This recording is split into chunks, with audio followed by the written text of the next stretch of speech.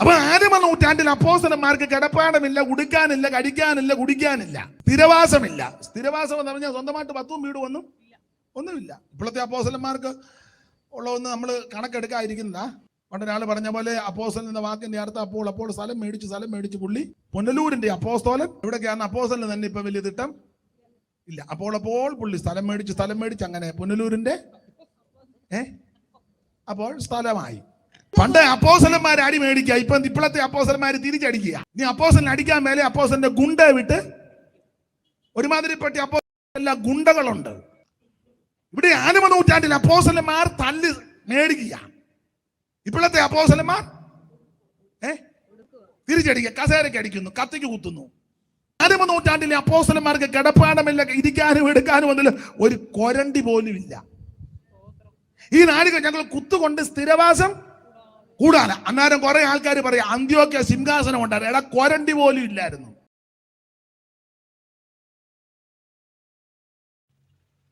വേദപുസ്തകത്തിലെ പുതിയ നിയമത്തിലെ 21 ലേഖനങ്ങളിൽ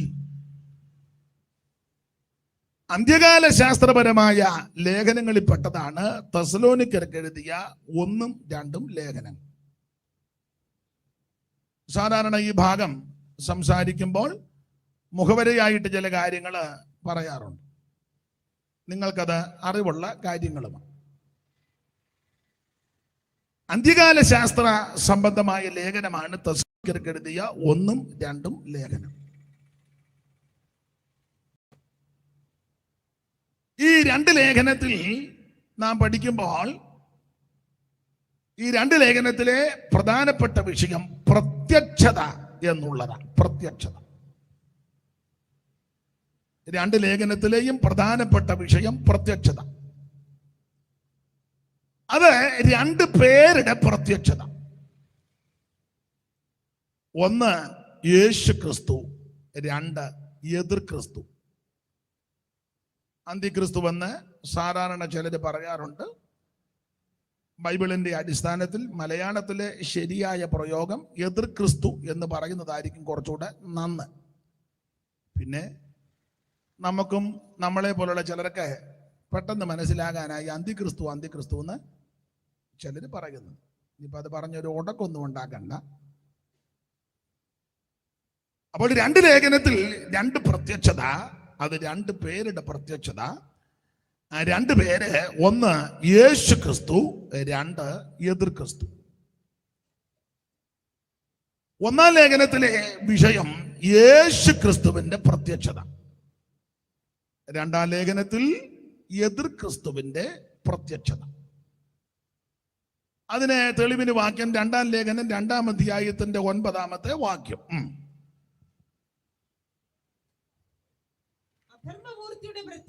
അധർമ്മമൂർത്തിയുടെ പ്രത്യക്ഷത. ചടിയടാന്ന് വായിക്കുന്ന ഒരു സഹോദരിയും കൂടെ അടുത്തിരിക്കുകയാണെങ്കിൽ അപ്പോൾ അത് കുറച്ചുകൂടെ നന്നായിരിക്കും. തന്നെയല്ലൊരു മൈക്കിന്റെ സ്റ്റാൻഡില്ലെന്ന് തോന്നില്ലയോ? ഉണ്ടെങ്കിൽ ഭാഗത്ത് വെച്ചേക്ക്. അത് കേടാണോ? കുഴപ്പമില്ല, ഇനി അവര് അല്ലെ അഡ്ജസ്റ്റ് ചെയ്യട്ടെ.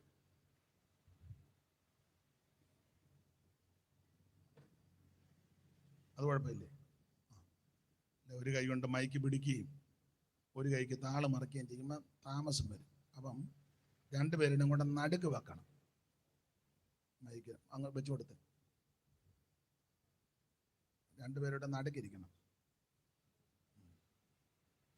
ഇന്ന് മിക്കവാറും വാക്യമായി ചൂപ്പാട് വരും. അപ്പം അതുകൊണ്ട് ചടിയിടാന്ന് വായിക്കണം.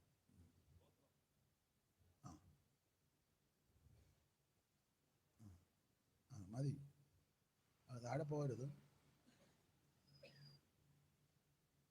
അതെ, ഇതിൻ്റെ ഇച്ചിങ്ങോട്ട് മാറ്റി വെച്ച് ഇച്ചിരി അടുത്ത് വെച്ചാൽ പോരെ.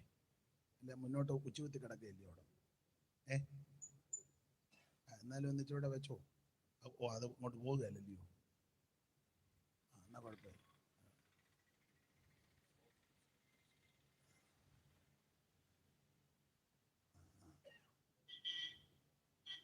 തൊടരുത്, ഉച്ചയും കുത്തി അങ്ങോട്ട് വരും. അങ്ങായിരുന്നു വായിച്ചാണ്. അപ്പോൾ 2 ലേഖനത്തിൽ 2 പ്രത്യക്ഷത, അത് 2 പേരുടെ പ്രത്യക്ഷത. ഒന്ന് യേശു ക്രിസ്തു, രണ്ട് എതിർ ക്രിസ്തു. രണ്ടാം ലേഖനത്തിലെ വിഷയം എതിർ ക്രിസ്തുവിന്റെ പ്രത്യക്ഷത. അതാണ് ദൈവദാസി ആ വാക്യം വായിച്ചത്. ഒന്നുകൂടെ ആ വാക്യം വായിച്ചു, 2:9. അധർമ്മമൂർത്തിയുടെ പ്രത്യക്ഷത മതി. എതിർ ക്രിസ്തുവിന് വേദപുസ്തകത്തിന്റെ വെളിച്ചത്തിൽ പല പ്രയോഗങ്ങൾ കൊടുത്തിട്ടുണ്ട്, പേരുകൾ. അധർമ്മമൂർത്തി, നാശയോഗ്യൻ, എതിരാളി, എതിർ ക്രിസ്തു, വരുവാനുള്ള പ്രഭു, തുമ്പുകെട്ട ഇടയൻ. സ്വഭാവം അനുസരിച്ചായി പേര് കൊടുക്കുന്നത്, ഇല്ലയോ? അല്ലേ? ഏഴംകുളം സാങ്കുട്ടിയുടെ പാളം തെറ്റിയ തീവണ്ടിക്കകത്ത് പല പേരുകൾ പരാമർശിക്കുന്നു. അത് നിങ്ങൾ വായിച്ചിട്ടുള്ളവർക്കറിയാം. അതിലൊരു പേരാണ് മറുഭാഷ മറിയ. കാരണം നല്ലതുപോലെ മറുഭാഷ മറി. സ്ഥലവും സഭയൊന്നും പറയത്തില്ല. ഒരു സഭയിൽ ധാരാളം ശമുവേലുമാരുണ്ട്. അപ്പോൾ അതിലെ ഒരു ശൗമേലിന് പിള്ളേരായിരിക്കും ഇട്ട പേരാണ് വഴക്കാളി ശൗമേൽ. എപ്പോ യോഗത്തിന് വന്നാലും മഴക്കുണ്ടാക്കാതെ പോവുകയില്ല. സ്വഭാവം അനുസരിച്ച. വേറൊരു സഹോദരിയുടെ പേര് ഒരിക്കൽ ഒരാൾ പറഞ്ഞു, നുണമേരിയുടെ വീട്ടിലാന്നോ യോഗം എന്ന് പറഞ്ഞാൽ തള്ള വന്നാൽ നുണയൊപ്പിക്കാതെ പോവുകയില്ല. ഇപ്പം മനസ്സിലാക്കാൻ വേണ്ടി ഞാൻ ഇത്ര ഒന്ന് പറഞ്ഞതേ ഉള്ളൂ. എതിരാളി, ഇവൻ എതിരാ. എതിർ ക്രിസ്തു, യേശു ക്രിസ്തുവിനെതിരാ പ്രവർത്തനവും പരിപാടിയും സകലതും. അതെ, നമ്മുടെ വിഷയം അതല്ലല്ലോ. അപ്പൊ രണ്ടാം ലേഖനത്തിലെ വിഷയം എതിർ ക്രിസ്തുവിന്റെ പ്രത്യക്ഷത. ഒന്നാം ലേഖനത്തിലെ വിഷയം യേശു ക്രിസ്തുവിന്റെ പ്രത്യക്ഷത. യേശു ക്രിസ്തു പ്രത്യക്ഷപ്പെട്ടു, ഇനിയും പ്രത്യക്ഷപ്പെടും. അപ്പോൾ ഒന്നാം ലേഖനത്തിൽ യേശു ക്രിസ്തുവിന്റെ പ്രത്യക്ഷത. നമുക്കറിയാം, ഒന്നാം ലേഖനത്തിൽ 5 അധ്യായങ്ങളുണ്ട്. 5 അധ്യായങ്ങളിലും പൗലോസ് വളരെ സ്പഷ്ടമായിട്ട് രേഖപ്പെടുത്തി യേശു ക്രിസ്തു പ്രത്യക്ഷപ്പെടും. ക്രമത്തിൽ രണ്ടുപേരും കൂടെ വായിച്ചു തരണം. 1-ാം അധ്യായത്തിന്റെ 9-ഉം 10-ഉം വാക്യവും 2-ാം അധ്യായത്തിന്റെ 19-ാമത്തെ വാക്യവും 3-ാം അധ്യായത്തിന്റെ 13-ാമത്തെ വാക്യവും 4-ാം അധ്യായത്തിന്റെ 13 മുതൽ ഇപ്പോൾ വായിച്ച കുറുവാക്യം വരെയും 5-ാം അധ്യായത്തിന്റെ 23-ാമത്തെ വാക്യങ്ങളും മാറി മാറി വായിച്ച് ക്രമത്തിൽ സഹായിച്ചാട്ടെ. ഞങ്ങൾക്കു നിങ്ങളുടെ അടുക്കൽ എങ്ങനെ ആ ബായിക്ക് താത്ത് വെക്ക്, ബായിക്ക് തടസ്സമായിട്ട് വരും, അത് താത്ത് വെക്ക്. അങ്ങനെ വായി. ഞങ്ങൾക്കു നിങ്ങളുടെ അടുക്കൽ എങ്ങനെയുള്ള പ്രവേശനം സാധിച്ചു എന്നും ജീവനുള്ള സത്യദൈവത്തെ സേവിപ്പാനും അവൻ മരിച്ചവരുടെ ഇടയിൽ നിന്ന് ഉയർപ്പിച്ച തന്റെ പുത്രനും വരുവാനുള്ള കോപത്തിൽ നിന്ന് നമ്മെ വിടുവിക്കുന്നവനുമായ യേശു സ്വർഗത്തിൽ നിന്ന് വരുന്നത്. വരുവാനുള്ള കോപത്തിൽ നിന്ന് നമ്മെ വിടുവിക്കുന്നവനായ യേശു സ്വർഗത്തിൽ നിന്ന് വരുമെന്ന് ഒരു താല്പര്യവും ഇല്ല. യേശു വരുമെന്ന്.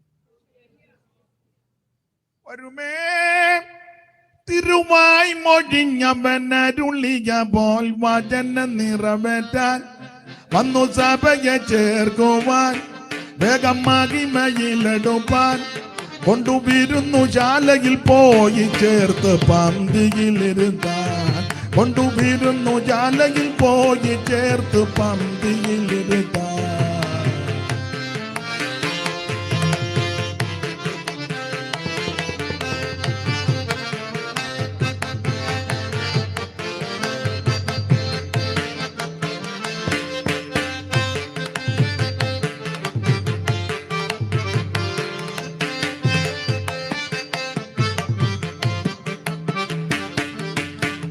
സ്വർഗീയ നാടെന്നു കാണാം എൻ്റെ വീട്ടിലെന്നതാ. സ്വർഗീയ നാടെന്നു കാണാം എൻ്റെ വീട്ടിലെന്നതാ.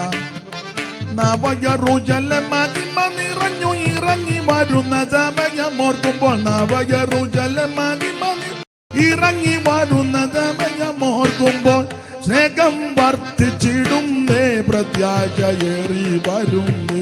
സ്നേഹം വർദ്ധിച്ചിടുന്നേ പ്രത്യാശയേറി വരുന്നേ. വരുമേ തിരുവായി മൊഴിഞ്ഞവൻ അരുളിയ പോൽ വചനം നിറവേറ്റാൻ വന്നു സഭയെ ചേർക്കുവാൻ വേഗം മഹിമയിലെടുപ്പാൻ കൊണ്ടുവിരുന്നു ജാലയിൽ പോയി ചേർത്ത് പന്തിയിലിരുത്താൻ. കൊണ്ട് വിരുന്നു ജാലയിൽ പോയി ചേർത്ത് പന്തിയിലിരുത്താൻ. കൊണ്ട് വിരുന്നു ജാലയിൽ പോയി ചേർത്ത്. കരമുയർത്തി ദൈവത്തിന് മഹത്വം കൊടുക്ക. അപ്പോൾ വരുവാനുള്ള കോപത്തിൽ നിന്ന് നമ്മെ വിടുവിക്കുവാൻ യേശു ക്രിസ്തു സ്വർഗത്തിൽ നിന്ന് വരും എന്ന് പറഞ്ഞാൽ ക്രിസ്തു യേശു പ്രത്യക്ഷപ്പെടും. ഇനി 2-ാം അധ്യായത്തിന്റെ 19-ാമത്തെ വാക്യം വായിക്കാം. നമ്മുടെ കർത്താവായ യേശുവിന്റെ മുമ്പാകെ അവന്റെ പ്രത്യക്ഷതയിൽ ഞങ്ങളുടെ ആശയോ സന്തോഷമോ പ്രശംസാ കിരീടമോ ആറാകുന്നു. അപ്പോൾ ഈ വാക്യത്തിലും വളരെ സ്പഷ്ടമായിട്ട് രേഖപ്പെടുത്തി യേശു ക്രിസ്തുവിന്റെ പ്രത്യക്ഷത. യേശു പ്രത്യക്ഷപ്പെടും. ഇനി 3-ാം അധ്യായത്തിന്റെ 13-ാമത്തെ വാക്യം, ഇതെല്ലാം നമുക്ക് അറിവുള്ള വാക്യമാവുന്നോട് ഓർപ്പിക്കുന്നേ ഉള്ളൂ. ഇങ്ങനെ നമ്മുടെ കർത്താവായ യേശു തന്റെ സകല വിശുദ്ധന്മാരുമായി വരുന്ന പ്രത്യക്ഷത. ഒറ്റ വാക്യം പറഞ്ഞാൽ ഈ പ്രത്യക്ഷത അവിടുത്തെ 2-ാം വരവിന്റെ 2-ാം ഘട്ടമാണ്. നമുക്ക് ആ ഭാഗത്തേക്കൊക്കെ പിന്നീട് വരാം. അപ്പോൾ 3-ാം അധ്യായത്തിന്റെ 13-ാമത്തെ വാക്യത്തിലും വളരെ സ്പഷ്ടമായിട്ട് രേഖപ്പെടുത്തി യേശു ക്രിസ്തു പ്രത്യക്ഷപ്പെടും. ഇനി 4-ാം അധ്യായത്തിന്റെ 13 മുതൽ ഉള്ള തിരുവെഴുത്തുകൾ വായിക്കാം.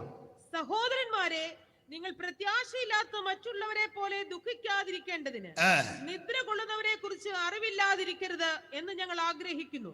യേശു മരിക്കുകയും ജീവിച്ചെഴുന്നേൽക്കുകയും ചെയ്തു എന്ന് നാം വിശ്വസിക്കുന്നു എങ്കിൽ അങ്ങനെ തന്നെ ദൈവം നിദ്ര കൊണ്ടവരെയും യേശു മുഖാന്തരം അവനോടുകൂടെ വരുത്തും.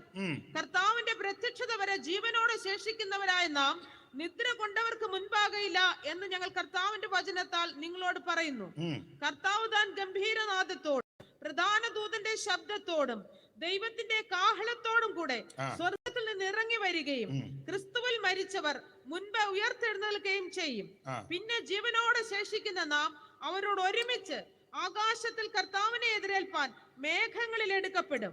ഇങ്ങനെ നാം എപ്പോഴും കർത്താവിനോട് കൂടെ ഇരിക്കും. ഈ വചനങ്ങളെ കൊണ്ട് അന്യോന്യം ആശ്വസിപ്പിച്ചുകൊള്ളി. അപ്പോൾ ഇവിടെയും യേശു ക്രിസ്തു പ്രത്യക്ഷപ്പെടുമെന്നാണ് 4-ാം അധ്യായത്തിന്റെ 13 മുതൽ 18 വരെയുള്ള തിരുവെഴുത്തുകളിൽ വളരെ സ്പഷ്ടമായിട്ട് രേഖപ്പെടുത്തിയിരിക്കുന്നത്. ഇനി 5-ാം അധ്യായത്തിന്റെ 23-ാമത്തെ വാക്യം. സമാധാനത്തിന്റെ ദൈവം തന്നെ നിങ്ങളെ മുഴുവനും ശുദ്ധീകരിക്കുമാറാകട്ടെ. നിങ്ങളുടെ ആത്മാവും പ്രാണനും ദേഹവും അശേഷം നമ്മുടെ കർത്താവായ യേശു ക്രിസ്തുവിന്റെ പ്രത്യക്ഷതയിൽ അനന്യമായി വെളിപ്പെടും വണ്ണം കാക്കപ്പെടുമാറാകട്ടെ. അപ്പോൾ അവിടെ സമാധാനത്തിന്റെ ദൈവം തന്നെ നിങ്ങളെ മുഴുവനും ശുദ്ധീകരിക്കുമാറാകട്ടെ. ആമേൻ. ശുദ്ധീകരിക്കുമാറാകട്ടെ. നിങ്ങളുടെ ആത്മാവും പ്രാണനും ദേഹവും അശേഷം നമ്മുടെ കർത്താവാകുന്ന യേശു ക്രിസ്തുവിന്റെ പ്രത്യക്ഷത. അവിടെയും ക്രിസ്തു പ്രത്യക്ഷപ്പെടും. ഇടയ്ക്ക് കയറി പറയാം, ഞാനും നിങ്ങളും ആരാധിക്കുന്ന ദൈവം സമാധാനത്തിന്റെ ദൈവമാണ്. തിരുവചനത്തിൽ അങ്ങനെ ഓർപ്പിക്കുന്നത്, ക്രിസ്തു നമ്മുടെ സമാധാനം. അതുകൊണ്ട് സമാധാനം കിട്ടാൻ മദ്യത്തിന്റെ പുറകെ പോകരുത്, മയക്കുമരുന്നിന്റെ പുറകെ പോകരുത്, ലഹരി പദാർത്ഥം അതൊക്കെ അല്പനേരത്തെ സുഖം തരുന്നെന്ന് പറയുന്നു. ഉപയോഗിക്കാത്തതുകൊണ്ട് അറിയത്തില്ല കൃത്യമായിട്ട്, എങ്കിലും ഉപയോഗിച്ചിട്ടുള്ളവര് അങ്ങനെ പറയുന്നത്. ഞങ്ങളുടെ ഒരു ഉപദേശം പറയുന്നത് ഒരു പിമ്പിരിയാണ്, എനിക്കറിയത്തില്ല. അപ്പൊ എന്തായാലും കൊള്ളാം, ഇതെല്ലാം താൽക്കാലിക സുഖങ്ങളാ തരുന്നത്. സ്തോത്രം. എഴുത്തച്ഛൻ രാമായണത്തിലെ പണ്ട് സ്കൂളിൽ പഠിച്ചത് ഒരു വരി കൊടുത്തിട്ടുണ്ട്. ഭോഗങ്ങളോരോ ജനപ്രഭാചഞ്ചലം വേഗേന നഷ്ടമായുസുമോർക്ക നീ വക്നി സംതപ്ത ലോകസ്ഥാംബു ബിന്ദുന സന്നിപം മർത്യജന്മം രണഭങ്കുരം മയമായി പരിണാമിയായൊരു കായം വികാരിയായുള്ള നിരുദ്രുവം ദേഹോഭിമാനം നിമിത്തമായുണ്ടായ മോഹേന ലോകം ദഹിപ്പിപ്പതിന്നു നീ മാനകതാര നിരൂപിച്ചതെന്തവജ്ഞാനമല്ല ഇതെന്നറിയ നീ. ലക്ഷ്മണോപദേശമാണ്. അപ്പൊ അതിലെ ആദ്യത്തെ വരി, ഭോഗങ്ങൾ ഓരോ ക്ഷണപ്രഭാചഞ്ചലം. ഇവിടുത്തെ ഇതെല്ലാം ക്ഷണപ്രഭയാ. ഈ മിന്നൽ പിണര് പോലെ അധിക നേരം മിന്നൽ ഒത്തിരി നേരം നിൽക്കുന്നില്ലല്ലോ. കുടിച്ചു കഴിയുമ്പോൾ കണ്ടമാനം അടിച്ച്, പിള്ളേരുടെ ഭാഷ പറഞ്ഞ എന്താ അതിന് പറഞ്ഞത്, വേറെ ഭാഷയാ പറഞ്ഞത്, അടിച്ച്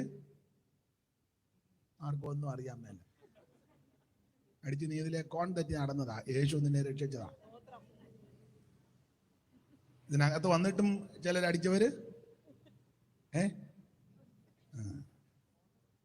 കണ്ണും ചെറിയൊക്കെ കാണുമ്പോ അറിയാം, പിന്നെ ആരും തീർത്ത് പറയുന്നില്ലെന്നേ. അപ്പൊ എന്തായാലും കൊള്ളാം, മദ്യം അല്പസമയത്തെ സുഖമാണ്, അതെല്ലാം അങ്ങനെ തന്നെ. എന്നാൽ സാക്ഷാൽ സമാധാനം യേശുക്രിസ്തുവാണ്. യേശുക്രിസ്തുവിൽ കൂടി മാത്രമാണ് മനുഷ്യവർഗത്തിന് സമാധാനം. ക്രിസ്തു നമ്മുടെ എന്ന് പറഞ്ഞാൽ യേശുക്രിസ്തു കൊല്ലുന്ന ദൈവമല്ല, നിന്നെ സംഹരിക്കുന്ന ദൈവമല്ല. അവിടുന്ന് ഇങ്ങനെ സംഹാരമൂർത്തിയായിട്ട് നിൽക്കുകയല്ല, അവിടുന്ന് ജീവൻ തരുന്ന ദൈവമാണ്, സമൃദ്ധിയായ ജീവൻ തരുന്ന ദൈവമാണ്. യേശു ആരെയും കൊന്നിട്ടില്ല, ചത്തവരെയെല്ലാം അവിടുന്ന് ഉയർപ്പിച്ചാ പോയത്. ഉയർപ്പിച്ച് അവസാനം പുള്ളിയും ചത്തുപോകുകയല്ല, അദ്ദേഹം ഉയർത്തെഴുന്നേറ്റു. അതാ യേശുവിന്റെ വിശേഷത. ഇന്നും അവിടുന്ന് ജീവിക്കുന്നു. സമാധാനത്തിന്റെ ദൈവം തന്നെ നിങ്ങളെ മുഴുവനും ശുദ്ധീകരിക്കുമാറാകട്ടെ. ഒന്നുകൂടെ വാക്യം വായിച്ചു, വേറൊരു കാര്യം പറയാനോ, ഒന്നുകൂടെ. സമാധാനത്തിന്റെ ദൈവം തന്നെ നിങ്ങളെ മുഴുവനും ശുദ്ധീകരിക്കുമാറാകട്ടെ. നിങ്ങളുടെ ദേഹവും ആത്മാവും പ്രാണനും ദേഹവും അശേഷം ഒന്നുകൂടെ വായിച്ചേ. നിങ്ങളുടെ ആത്മാവും പ്രാണനും ദേഹവും അശേഷം നമ്മുടെ കർത്താവായ യേശുക്രിസ്തുവിന്റെ വൃക്ഷത്തെ അനന്യമായി വെളിപ്പെടുവണ്ണം കാക്കപ്പെടുമാറാകട്ടെ. ഒന്നുകൂടെ വായിച്ചേ, 23 മുതൽ. സമാധാനത്തോടെ വായിച്ചാൽ മതി, പേടിക്കൊന്നും വേണ്ട, ഞാനൊന്നും ചെയ്യത്തില്ല. അഥവാ ഒരു അപാകത വന്നാലും നമുക്ക് പരിഹരിച്ചു പോകാം. ശാന്തമായിട്ട് സമാധാനത്തോടെ വായിച്ചേ. ഒന്നുകൂടെ വായിച്ചു. സമാധാനത്തിന്റെ ദൈവം തന്നെ നിങ്ങളെ മുഴുവനും ശുദ്ധീകരിക്കട്ടെ. ആ മുഴുവൻ ഏതൊക്കെയാണ് അടുത്ത വാക്യത്തിൽ? ആത്മാവും പ്രാണനും ദേഹവും. ദൈവം വെച്ച ഓർഡർ കണ്ടോ?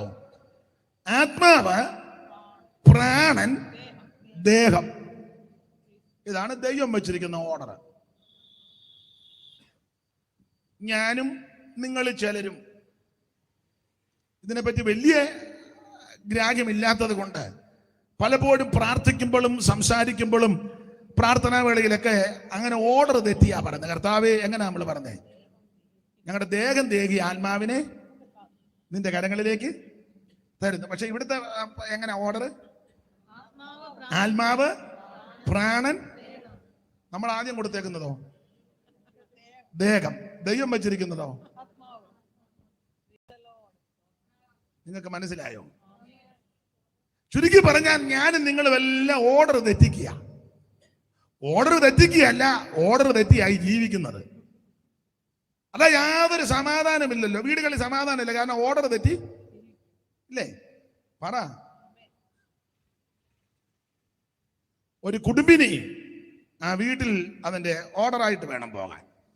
അത് രാവിലെ അസുഖങ്ങളും മറ്റ് ദീനവും ദണ്ണവും ഒന്നുമില്ലെങ്കിൽ അത് രാവിലെ എഴുന്നേക്കണം, അങ്ങനല്ലേ? കുടുംബനാഥനും അത് രാവിലെ.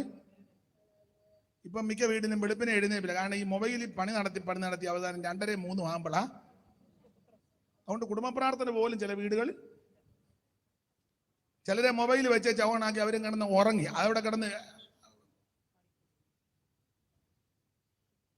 അബ്രഹാം അധികാലത്ത് എഴുന്നേറ്റെന്നാ, യോശുവായ്ക്ക് അധികാലത്ത് എഴുന്നേറ്റെന്നാ, ആ സഹോദരിമാരും അധികാലത്ത് കല്ലറിലോട്ട്. നമ്മൾ വെളുപ്പിനെ പാടുന്നൊരു പാട്ടില്ലേ, മക്തൽമേരി അതിരാവിലെ.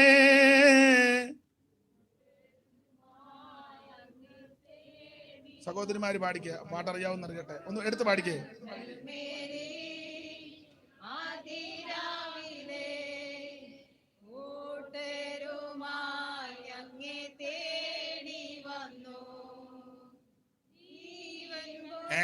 നന്നായിട്ട് പാടിക്കോ.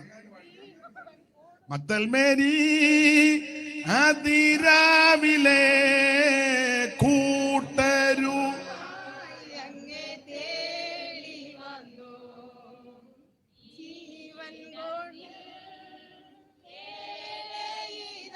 അവിടെ അവിടെ 7 പിന്നെ കൊടുക്കാം, പാട്ട് തെറ്റിക്കാരെ പാടിക്കേ. മക്തൽമേരി അതിരാവിലെ കൂട്ടരുമായങ്ങേ.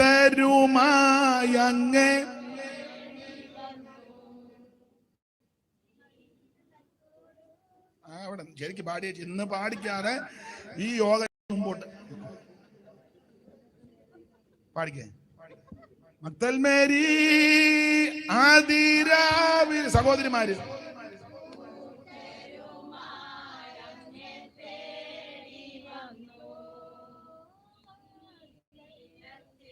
ആ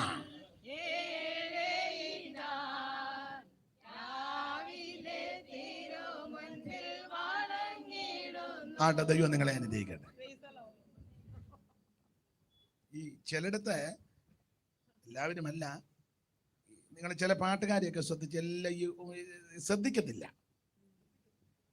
അടുത്ത കാലത്ത് നിങ്ങൾ അത് ഏത് വർഷമാണെന്ന് ഞാൻ കഴിഞ്ഞ ഈ കോവിഡ് തുടങ്ങുന്നതിന് മുമ്പാ, കുമ്പനാട്ട് തന്നെ അന്നാ എൻ്റെ ഓർമ്മ. അടിയിച്ച് പെരുക്കി പാടുക, ഭയങ്കര അന്തരീക്ഷമാണ്. അപ്പൊ പാടുന്ന ശ്രദ്ധിക്കുന്നില്ല, അതുകൊണ്ടാണ്.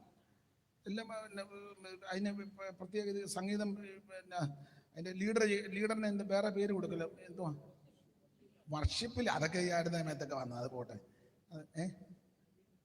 മ്യൂസിക് ഡയറക്ടർ, മ്യൂസിക് അപ്പൊ ഡയറക്ടറും കൂടെ നിന്ന് പാടുക.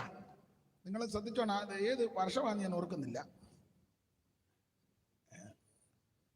തൻ തിരുനാമത്തിനായി മുമ്പിൽ നിന്നകൾ സാധിച്ചവരെ, തൻ തിരുനാമത്തിനായി മണ്ണിൽ നിന്നകൾ സാധിച്ച നിങ്ങളെ കറക്റ്റ് പാടി. അപ്പൊ അവിടെ പാടുക, തൻ തിരുനാമത്തിനായി മണ്ണിൽ നിന്നകൾ സാധിച്ചവരെ വന്നു ബന്ധിതരാക്കി അധർമ്മികള അവർക്ക് അന്തം വരൂ. അടിയിച്ച് പെരുക്കി പാടുക. പാടുന്നവനും വെളിവില്ല, മ്യൂസിക് ഡയറക്ടർക്കും യാതൊരു അതിന് ബോധവേ ഇല്ല. കാരണം പുസ്തകത്തിലും അങ്ങനെ വാക്യം, അവർക്കൊരു ബോധവും ഇല്ലെന്ന്.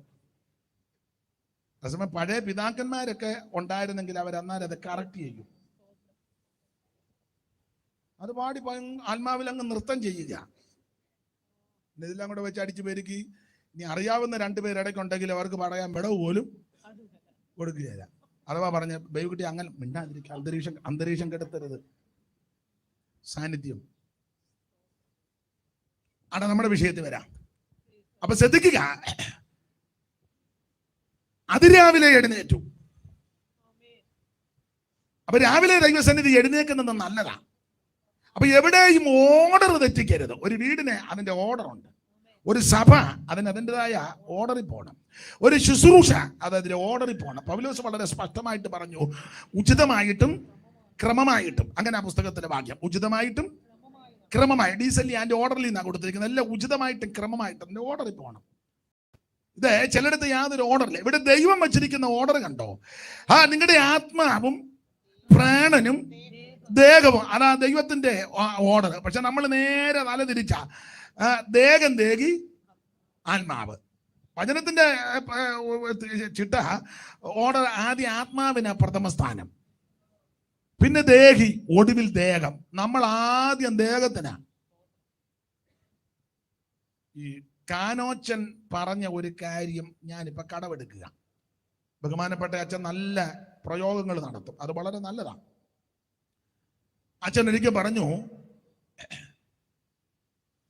ഞാനും നിങ്ങളുമെല്ലാം ആത്മരക്ഷയിലാ തുടങ്ങിയത്. നമ്മുടെ തുടക്കം അങ്ങനായിരുന്നു. എങ്ങനെ?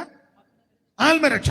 ഇറങ്ങിയപ്പം ആരെ കണ്ടാലും സുവിശേഷം പറയും, ഒരു ലഘുലേഖയെങ്കിലും കൊടുക്കും.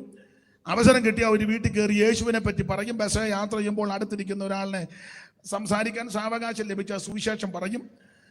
എവിടെ പോയാലും അന്ന് യോഗത്തിനാണെങ്കിലും നമ്മൾ 10 മണിക്കത്തെ സഭായകമാണെങ്കിൽ 9:45 പെയ്ത്തോമിൽ എത്തും. മുട്ടയിലിരിക്കും. ഇപ്പോൾ ആ കസേര സാഹചര്യമൊക്കെ ആയതുകൊണ്ടായിരിക്കാം, ഞാൻ എതിർക്കുന്നില്ല. മുട്ടയിലിരിക്കും, പ്രാർത്ഥിച്ചങ്ങോട്ട് നിർത്തിയ ഉടനെ പാട്ട് പാടും. ആത്മരക്ഷയിലാണ് തുടങ്ങിയത്. അന്നൊക്കെ സാക്ഷ്യം പ്രസ്താവിക്കുമ്പോൾ നല്ല സാക്ഷ്യങ്ങൾ കേൾക്കാം. സാക്ഷ്യത്തിനുള്ള സമയമാണെന്ന് പറയുമ്പോൾ പഴയ അമ്മച്ചിമാരൊക്കെ നല്ല വെടിച്ചില് പോലെ പാട്ട് പാടി അങ്ങോട്ട് എഴുന്നേക്കുന്നത്. അത് കേൾക്കാനും ഒരു അനുഗ്രഹമാണ്, സാക്ഷ്യവും ഒരു വളരെ അനുഗ്രഹമാണ്, വിടുതല. അന്നത്തെ സാക്ഷ്യം ഇന്നത്തെ സാക്ഷ്യം ഞാനങ്ങ് പറയുക, ഞാൻ എന്നെയും കൂടെ പ്രതിയാക്കുക. അന്നത്തെ സാക്ഷ്യം ഇങ്ങനെ: കഴിഞ്ഞ ആഴ്ചകളിലൊക്കെ സുഖമില്ലാതെ വളരെ ഭാരപ്പെട്ടു. വെള്ളിയാഴ്ച അസുഖം വല്ലാതെ മൂർച്ഛിച്ചു. ശനിയാഴ്ച ആമൻ എൻ്റെ ജീവൻ പോകുമെന്ന് പോലും ഞാൻ കരുതി. പക്ഷേ പിള്ളേരും അച്ചായനും കൂടെ പ്രാർത്ഥിച്ചു. ഉപദേശി ആളിനെ വിട്ട് വിളിപ്പിച്ചെന്ന് ഫോണില്ല, ആള് വിട്ട് വിളിപ്പിച്ചു. ഉപദേശിയും രാത്രി വന്ന് പ്രാർത്ഥിച്ചു. ഞങ്ങളെല്ലാം കൂടെ ജാഗരിച്ച് പ്രാർത്ഥിച്ചു. യേശു എന്നെ സൗഖ്യമാക്കി. ആമൻ ഈ ആരാധനയ്ക്ക് സംബന്ധിപ്പാൻ ഇടയായതിൽ ദൈവത്തിന് മഹത്വം. ഇതാ അന്നത്തെ സാക്ഷ്യം. ഇന്നത്തെ കുഞ്ഞാച്ചമ്മ എഴുന്നേറ്റ് സാക്ഷി പറയുന്നത് ദൈവനാമത്തിന് മഹത്വം ഉണ്ടാകട്ടെ, വളരെ ക്ഷീണാവസ്ഥയിലാണ്, ദീർഘവർഷങ്ങളായിട്ട് കർത്താവിനെ സേവിക്കുന്നെങ്കിൽ ഇതുവരെ ഒരു വിടുതൽ നടന്നിട്ടില്ല. ഈ മക്കളെല്ലാം പ്രാർത്ഥിക്കണം. തന്നെയുമല്ല, ആരാധന കഴിഞ്ഞ് ഞങ്ങൾ മെഡിക്കൽ കോളേജിലോട്ട് പോവുകയാണ്. ദൈവമക്കളെല്ലാം ഞങ്ങൾക്ക് വേണ്ടി ഡോക്ടർ ചാണ്ടിനെ കാണാനാണ് പോകുന്നത്. തടസ്സം കൂടാതെ ചാണ്ടിയായിട്ട് കാണുവാനും മരുന്നെല്ലാം കുറിച്ച് തരുവാനും അത് ഓർഡർ കഴിക്കുവാനുള്ള കൃപ. നിങ്ങൾ ഇതിന്റെ വ്യത്യാസം കണ്ടോ? ആരും ഒന്നും മിണ്ടുന്നില്ലല്ലോ. മിണ്ടിയിട്ട് യാതൊരു കാര്യവുമില്ല. രോഗിക്ക് നല്ല വൈദ്യനാമവൻ നിനക്കനാരദം. രോഗിക്കു നല്ല വൈദ്യന അവൻ നിനക്കനാരദം. വൈകുന്ന നന്മകൾക്കൊരന്തമില്ലതൻ ദയാവരം. വൈകുന്ന നന്മകൾക്കൊരന്തമില്ലതൻ ദയാവരം. കാക്കുന്നുവൻ കൃപാകരം. ചേർക്കില്ലതെല്ലൊരാമയം സ്തുതിച്ചിട. കാക്കുന്നുവൻ കൃപാകരം. ചേർക്കില്ലതെല്ലൊരാമയം സ്തുതി. എന്നന്തരംഗമേയവന്റെ നന്മകൾ മറപ്പതോ. എന്നന്തരംഗമേ മറപ്പതോ. എന്നുള്ളമേ സ്തുതിക്കണി.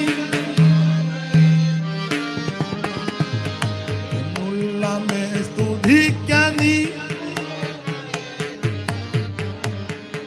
അപ്പൊ ശ്രദ്ധിക്കുക, ഞാൻ ആരെ കുറ്റം പറഞ്ഞതല്ല, തെറ്റിദ്ധരിക്കരുത്. അന്നും ഇന്നുമായിട്ടുള്ള വ്യത്യാസം പറഞ്ഞതേ ഉള്ളൂ. പണ്ട് രണ്ട് വിശ്വാസി സഹോദരന്മാർ തമ്മിൽ കണ്ടാൽ, അല്ലെ സഹോദരിമാർ തമ്മിൽ കണ്ടാൽ, അമ്മാമ്മ ആ വാക്യം ഏതാ? ഞാനങ്ങ് മറന്നുപോയി. മധ്യസ്ഥത യേശു മാത്രമാണെന്നുള്ള വാക്യം. സ്തോത്രം. കിഴക്കോട്ട് നിന്ന് പ്രാർത്ഥിക്കുന്നത് സൂര്യനോടാണെന്നുള്ള വാക്യം ഞാൻ അങ്ങ് മറന്നുപോയി. ഇത് പണ്ട് ഉദാഹരണമാണ്. രണ്ട് വിശ്വാസി തമ്മിൽ കണ്ട ഇതാ. ഇപ്പൊ ചോദിക്കുന്നേ, പാസ്റ്റർ ആ ഡോക്ടറുടെ പേരേതാ നിങ്ങൾ പോകുന്നേ? ആ മരുന്നിന്റെ പേര് അത് പിന്നെ പനിക്ക് ഡോളയാണോ അതാ പിന്നെ പാരസെറ്റമോളാണോ? കുറ്റം പറഞ്ഞതല്ല, വ്യത്യാസപ്പെടുത്തിയെന്നേ ഉള്ളൂ. സ്തോത്രം. അപ്പൊ അച്ഛൻ പറഞ്ഞത് കടമെടുത്ത് വീണ്ടും പറയാം. ആത്മരക്ഷയല്ല നമ്മൾ തുടങ്ങിയത്. ഞാൻ നിങ്ങളെല്ലാം ആത്മരക്ഷ തുടങ്ങിയതാ. നമ്മൾ ഈ പെന്തിക്കോസ് വന്നപ്പോ അന്ന് കള്ളം പറയത്തില്ല. ഇപ്പൊ നമ്മൾ സത്യം പറയുകയില്ല. അന്ന് കള്ളം പറയത്തില്ല, ഇന്ന്. അന്നൊക്കെ ചില അപ്പച്ചന്മാരുടെ സഹോദരിമാരുടെ ഒന്നും അടുത്തിരിക്കാനൊക്കെ. ഞങ്ങളുടെ സഭയിലൊരു ദൈവദാസനുണ്ട്, ചന്ദ്രൻ പാസ്റ്റർ, നന്നായിട്ട് കൈയടിക്കും. ഞാൻ പറയാം, പുള്ളി കൈയടിക്കുന്നതിന് വിടവിലെങ്ങാൻ നീ പപ്പടം പൊടിയും പോലെ പൊടിയും.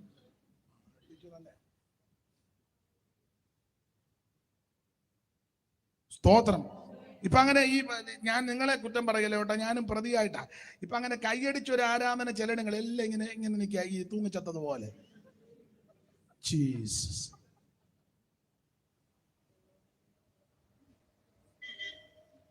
നമ്മൾ ചില കടയിലോട്ട് വാഴപ്പഴം മേടിക്കാൻ ചെല്ലുമ്പോൾ കൊലയെല്ലാം കെട്ടുന്നത് നമ്മളെ മുട്ടുമ്പോൾ അത് കടന്നിങ്ങനെ ആടുന്ന കണ്ടിട്ടില്ലേ? ഒത്തിരി വ്യത്യാസമായി. ആത്മരക്ഷയിലാണ് നമ്മൾ തുടങ്ങിയത്.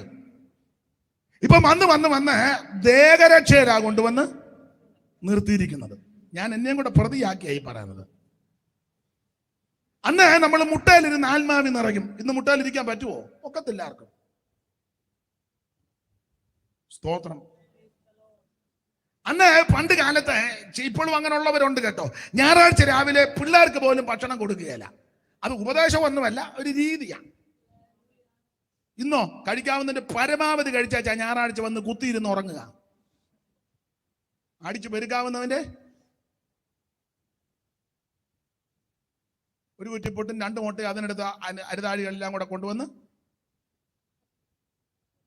ആ ഇരിപ്പ് കാണുമ്പോൾ അഴിച്ച് പെരുക്കുക ചെയ്യും വന്നിരിക്കുന്ന. ഞാൻ കുറ്റമായിട്ടല്ല ഈ പറഞ്ഞത്. രാവിലെ ഭക്ഷണം കഴിച്ച് തെറ്റാന്നുമല്ല പറഞ്ഞത്, നമ്മുടെ വ്യത്യാസം വന്ന കാര്യമായി പറഞ്ഞു. പണ്ട് പിള്ളേർക്ക് പോലും കൊടുക്കുകയില്ലായിരുന്നു. ഇല്ലാഞ്ഞിട്ടല്ല, ചില വീട്ടിൽ ബുദ്ധിമുട്ടും കാണും, ചില വീട്ടിൽ സാവകാശം ഉണ്ട്. എന്നാലും ആരാധനയ്ക്ക് അതങ്ങനെ. സ്തോത്രം.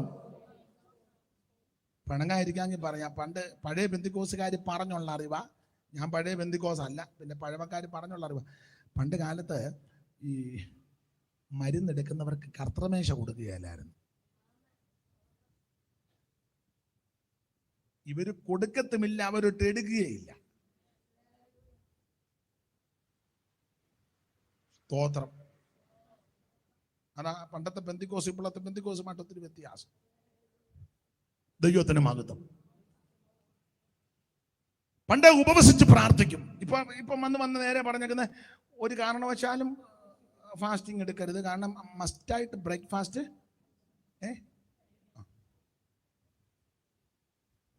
ആൾക്കാരങ്ങനെ നമ്മൾ പേടിപ്പിക്കുകയും ചെയ്യും. കുറഞ്ഞ പക്ഷം ഒരു ബിസ്ക്കറ്റ് എങ്കിലും കഴിക്കണം. നടക്കുന്ന കേസല്ലെന്നാ അവർ പറയുന്നത്. ഒത്തിരി വ്യത്യാസമാണ്. ഞാൻ ആ ഭാഗത്തേക്ക് പോകുന്നില്ല, വെറുതെ എന്തിനാ ഇവിടെ വന്ന് ആകെ ഒരു ദിവസത്തെ യോഗം ആരോഗ്യം ഉണ്ടാക്കി പോകണ്ട. വ്യത്യാസമാണ്. ആദിമാസ്നേഹവും ജീവനും ത്യാഗവും മാഞ്ഞുമോ, ആദിമാസ്നേഹവും ജീവനും ത്യാഗവും മാഞ്ഞുമോ, ദൈവവിശ്വാസമോ കേവലം പേനു മാത്രമാ, വന്നാലും നിന്നാലയേ വന്നാലും ഈ വാണിയേ, വന്നാലും നിന്നാലയേ വന്നാലും ഈ വാണിയേ, തവ വാക്തം പോൽ സ്വർഗ താതാ, ഈ യോഗാന്ത്യവേളയിൽ വാനിൽ നിന്നും ഞങ്ങളെ ഉണർവാനുള്ള നേരം, ആത്മതേജസ്സിനാലേ നേവാ, ഈ യോഗാന്ത്യവേളയിൽ വാനിൽ നിന്നും ഞങ്ങളിൽ ഉണർവാനുള്ള.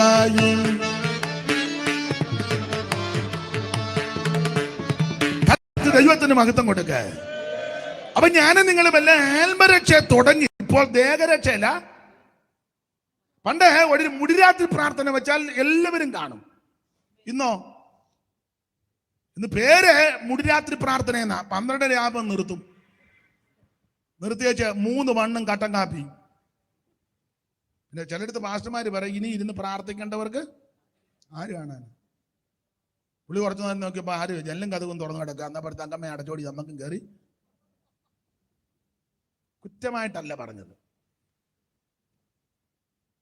നിങ്ങളിൽ പ്രായമുള്ള ചിലരെ കാണുന്നത് കൊണ്ട് ഞാൻ നിങ്ങൾക്ക് കുറച്ചുകൂടെ ബോധ്യപ്പെടും. പണ്ട് അത് ഉപദേശമൊന്നുമല്ല, എല്ലാവരുടെ കൂടാൻ സൗകര്യത്തിന് കൂടുന്നതാ. പണ്ട് ഈ ഡിസംബർ 31 വെളുക്കുന്നത് വരെ ആ യോഗം. ഞാൻ ആ യോഗം കൂടിയിട്ടുണ്ട്. വെളുക്കുന്നത് വരാ. സന്ധ്യയ്ക്ക് ചിലപ്പോൾ എല്ലാവരും കൂടി ഒരു ഷാപ്പാട് വല്ലോ, അത് വലുതായിട്ടൊന്നുമില്ല, ഒരു സാമ്പാറും തോരനും ചോറും യോഗമാ. പിന്നെ ഞാനിപ്പോൾ ഓർക്കുന്ന പരുത്തമ്പാറ യോഗത്തിന് പോകുമ്പോഴൊക്കെ അങ്ങനെ സന്ധ്യയ്ക്ക് ഭക്ഷണം കഴിക്കും. 6:30 ആകുമ്പോഴേ കഴിക്കും. 7 മണിയാകുമ്പോൾ യോഗം തുടങ്ങുക. ഇട്ടുപദേശയുടെ കാലത്തെ അവിടെ ഒരു ഇട്ടുപദേശമുണ്ട്. 7 മണിക്ക് യോഗം വൈകിട്ട്. ആ യോഗം അങ്ങോട്ട് കൂടി ഒരു 9:45 ആകുമ്പോൾ തിരുമേശയൊക്കെ ഉണ്ട്.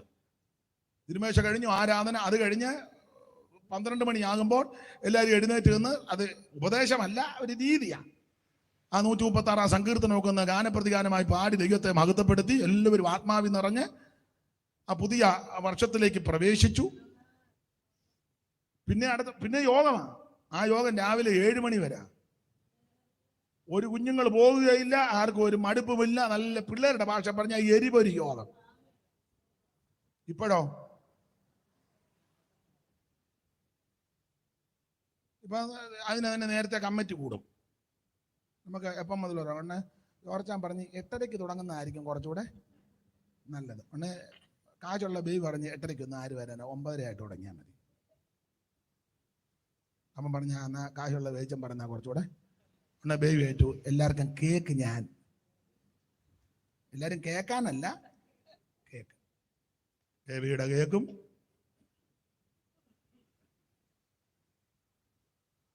നിങ്ങൾക്ക് മനസ്സിലാകുന്നുണ്ടോ? ഓരോരുത്തരോരോ നീക്കുക. എപ്പം നിർത്തണം? പക്ഷേ 12:30, ഒരു 12:20 അങ്ങ് നിർത്തുന്നതായിരിക്കും. ഷുഗർ ആണെന്നതിൽ ഒരു 3 പീസ് കേക്കും. കുറ്റമല്ലി പറഞ്ഞത്, ഇത്തിരി വ്യത്യാസമായെന്നായി പറഞ്ഞത്. നമ്മളതിനെല്ലാം ഒത്തിരി ഉപാധി കണ്ടുപിടിച്ചിട്ടുണ്ട്. അതിനെ മുടിരാത്രി ഇരുന്ന അയ്യോ അങ്ങനെ ഡോക്ടർ പറഞ്ഞ ഒരു കാരണവശാലും പാസ് ഉദ്ദേശിക്കും പോലല്ല, അങ്ങനെ ഇരിക്കാൻ ഒക്കത്തില്ല. ഞാൻ ചിലരെ വീക്ഷിച്ചിട്ടുണ്ട്. ചില സംഭവങ്ങൾ അറിയാതിന്റെ വെളിച്ചത്തില. സഭാകളിലൊരു മുടിരാത്രി പ്രാർത്ഥന വെച്ചാൽ അമ്മാമ്മയ്ക്ക് ഇരിക്കാനൊക്കത്തില്ല, അച്ചായനും വയ്യ. ഓക്കെ, ഉദാഹരണമായി പറയാന് ചില സംഭവങ്ങളുടെ വെളിച്ചത്തില. അങ്ങനെ ഇരുന്നപ്പോൾ നിങ്ങൾ തെറ്റിദ്ധരിക്കരുത്. മൂത്ത മകളെ വിവാഹം ചെയ്തു. അവരുടെ കുടുംബജീവിതം ദൈവം അനുഗ്രഹിച്ചു. അവള് പ്രഗ്നന്റ് ആയി. അപ്പോൾ വീട്ടിൽ വന്ന് നിന്നു. ഡേറ്റ് ഡോക്ടർ പറഞ്ഞു. അത് ശ്രദ്ധിച്ചിരുന്നു. പക്ഷേ പറഞ്ഞ ഡേറ്റിന്റെ ഒരാഴ്ചക്ക് മുമ്പ് സന്ധ്യ ആയപ്പോൾ മോൾക്ക് ഒരു പെയിൻ. മാതാപിതാക്കൾ കടമകളുണ്ട്. ഉടനെ അവളെയും കൂട്ടി കാർ എടുത്ത്, അല്ലെങ്കിൽ ഡ്രൈവർ ഉണ്ട്, ഡ്രൈവർ ഇല്ലേ റെന്റിനാന്ന് വിളിച്ചു, ടാക്സി വിളിച്ചു. അവളുമായിട്ട് ഹോസ്പിറ്റലിൽ പോയി. ഇവിടുത്തെ ഹോസ്പിറ്റൽ ഏതാ മെയിൻ? പൊയ്യാനി. ഇവിടെ നിങ്ങൾക്ക് മനസ്സിലാകുന്ന പൊയ്യാനി ചെന്നു. അപ്പൊ അവളെ വേദന കൊണ്ട് കരയുന്നുമുണ്ട്, ഇടയ്ക്ക് ഞരങ്ങുന്നുമുണ്ട്. അവളെയും കൊണ്ട് കിടത്തിക്കൊണ്ട് അവർ തള്ളിക്കൊണ്ട് അങ്ങ് പോയി. തള്ളയുടെ കയ്യിലൊരു കൂടും അപ്പൻ്റെ കയ്യിലൊരു ഫ്ലാസ്കും. ഞാൻ ഉദാഹരണമാണ്. ഉടനെ ഹെഡ് നേഴ്സ് വന്ന് പറഞ്ഞു, അവിടെ ഇരുന്നോണം, എപ്പോൾ വിളിച്ചാലും മോടെ കൂടെ. എൻ്റെ മോളാ, നമ്മളാരാ? ഞാൻ അമ്മയാ. രണ്ടുപേരും അവിടെ ഇരുന്നോണം, ഞങ്ങൾ പറയാതെ വെളിയിലോട്ട് എപ്പോൾ വിളിച്ചാലും പറഞ്ഞേച്ച അവർ കയറി. രാത്രി 2:30 വിളിച്ചില്ല, കുത്തിയിരിക്കുക. നിനക്ക് സഭാകോളി വന്നിരിക്കാനല്ലേ ബുദ്ധിമുട്ട്? പൊയ്യാനിയുടെ ബെഞ്ചെ കൊതുകടി കൊണ്ടോണ്ടിരിക്കാൻ വേണേ സ്വോത്രം പറയാൻ. സ്വോത്രമല്ല അങ്ങടെ ഇരിക്കുകയല്ലേ. 2:30 ആയപ്പം അപ്പം പറഞ്ഞ് ചോദിച്ച എന്നാന്ന്. എന്നാ തള്ള പമ്മി ഗ്ലാസിന്റെ അവിടെ കൂടെ നോക്കിയപ്പം മുഴുവൻ പച്ച പുതപ്പ് പുതച്ച് എല്ലാവരും ഇട്ടേക്കുന്നു. അന്നേരം നേഴ്സ് വന്ന്, എന്നെ ഇവിടെ വാലൊക്കെ നിൽക്കുന്നു, അവിടെ പോയിരിക്കും, വിളിക്കാമല്ലോ. ഉടനെ വന്ന് അവിടെ വെളുപ്പിനെ 3:30 ആയപ്പോ ചോദിച്ചു, എങ്ങനുണ്ട് സിസ്റ്ററെ? ഒന്നും പറയാറായിട്ടില്ല, അവിടെ പോയി.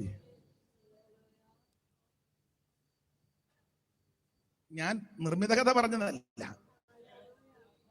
രാവിലെ 7 മണി വരെ കൊതുകടിയും കൊണ്ട്.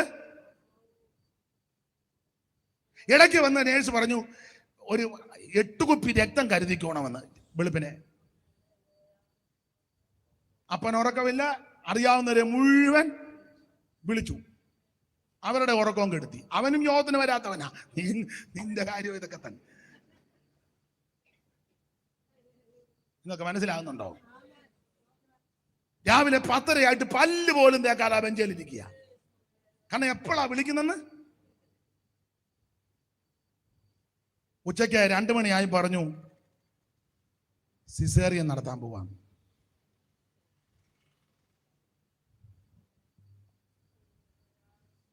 ഫുൾ നൈറ്റും ഫുൾ ഡേയും പറ കുത്തിയിരുന്ന് സ്വോത്രം ചെയ്യുക.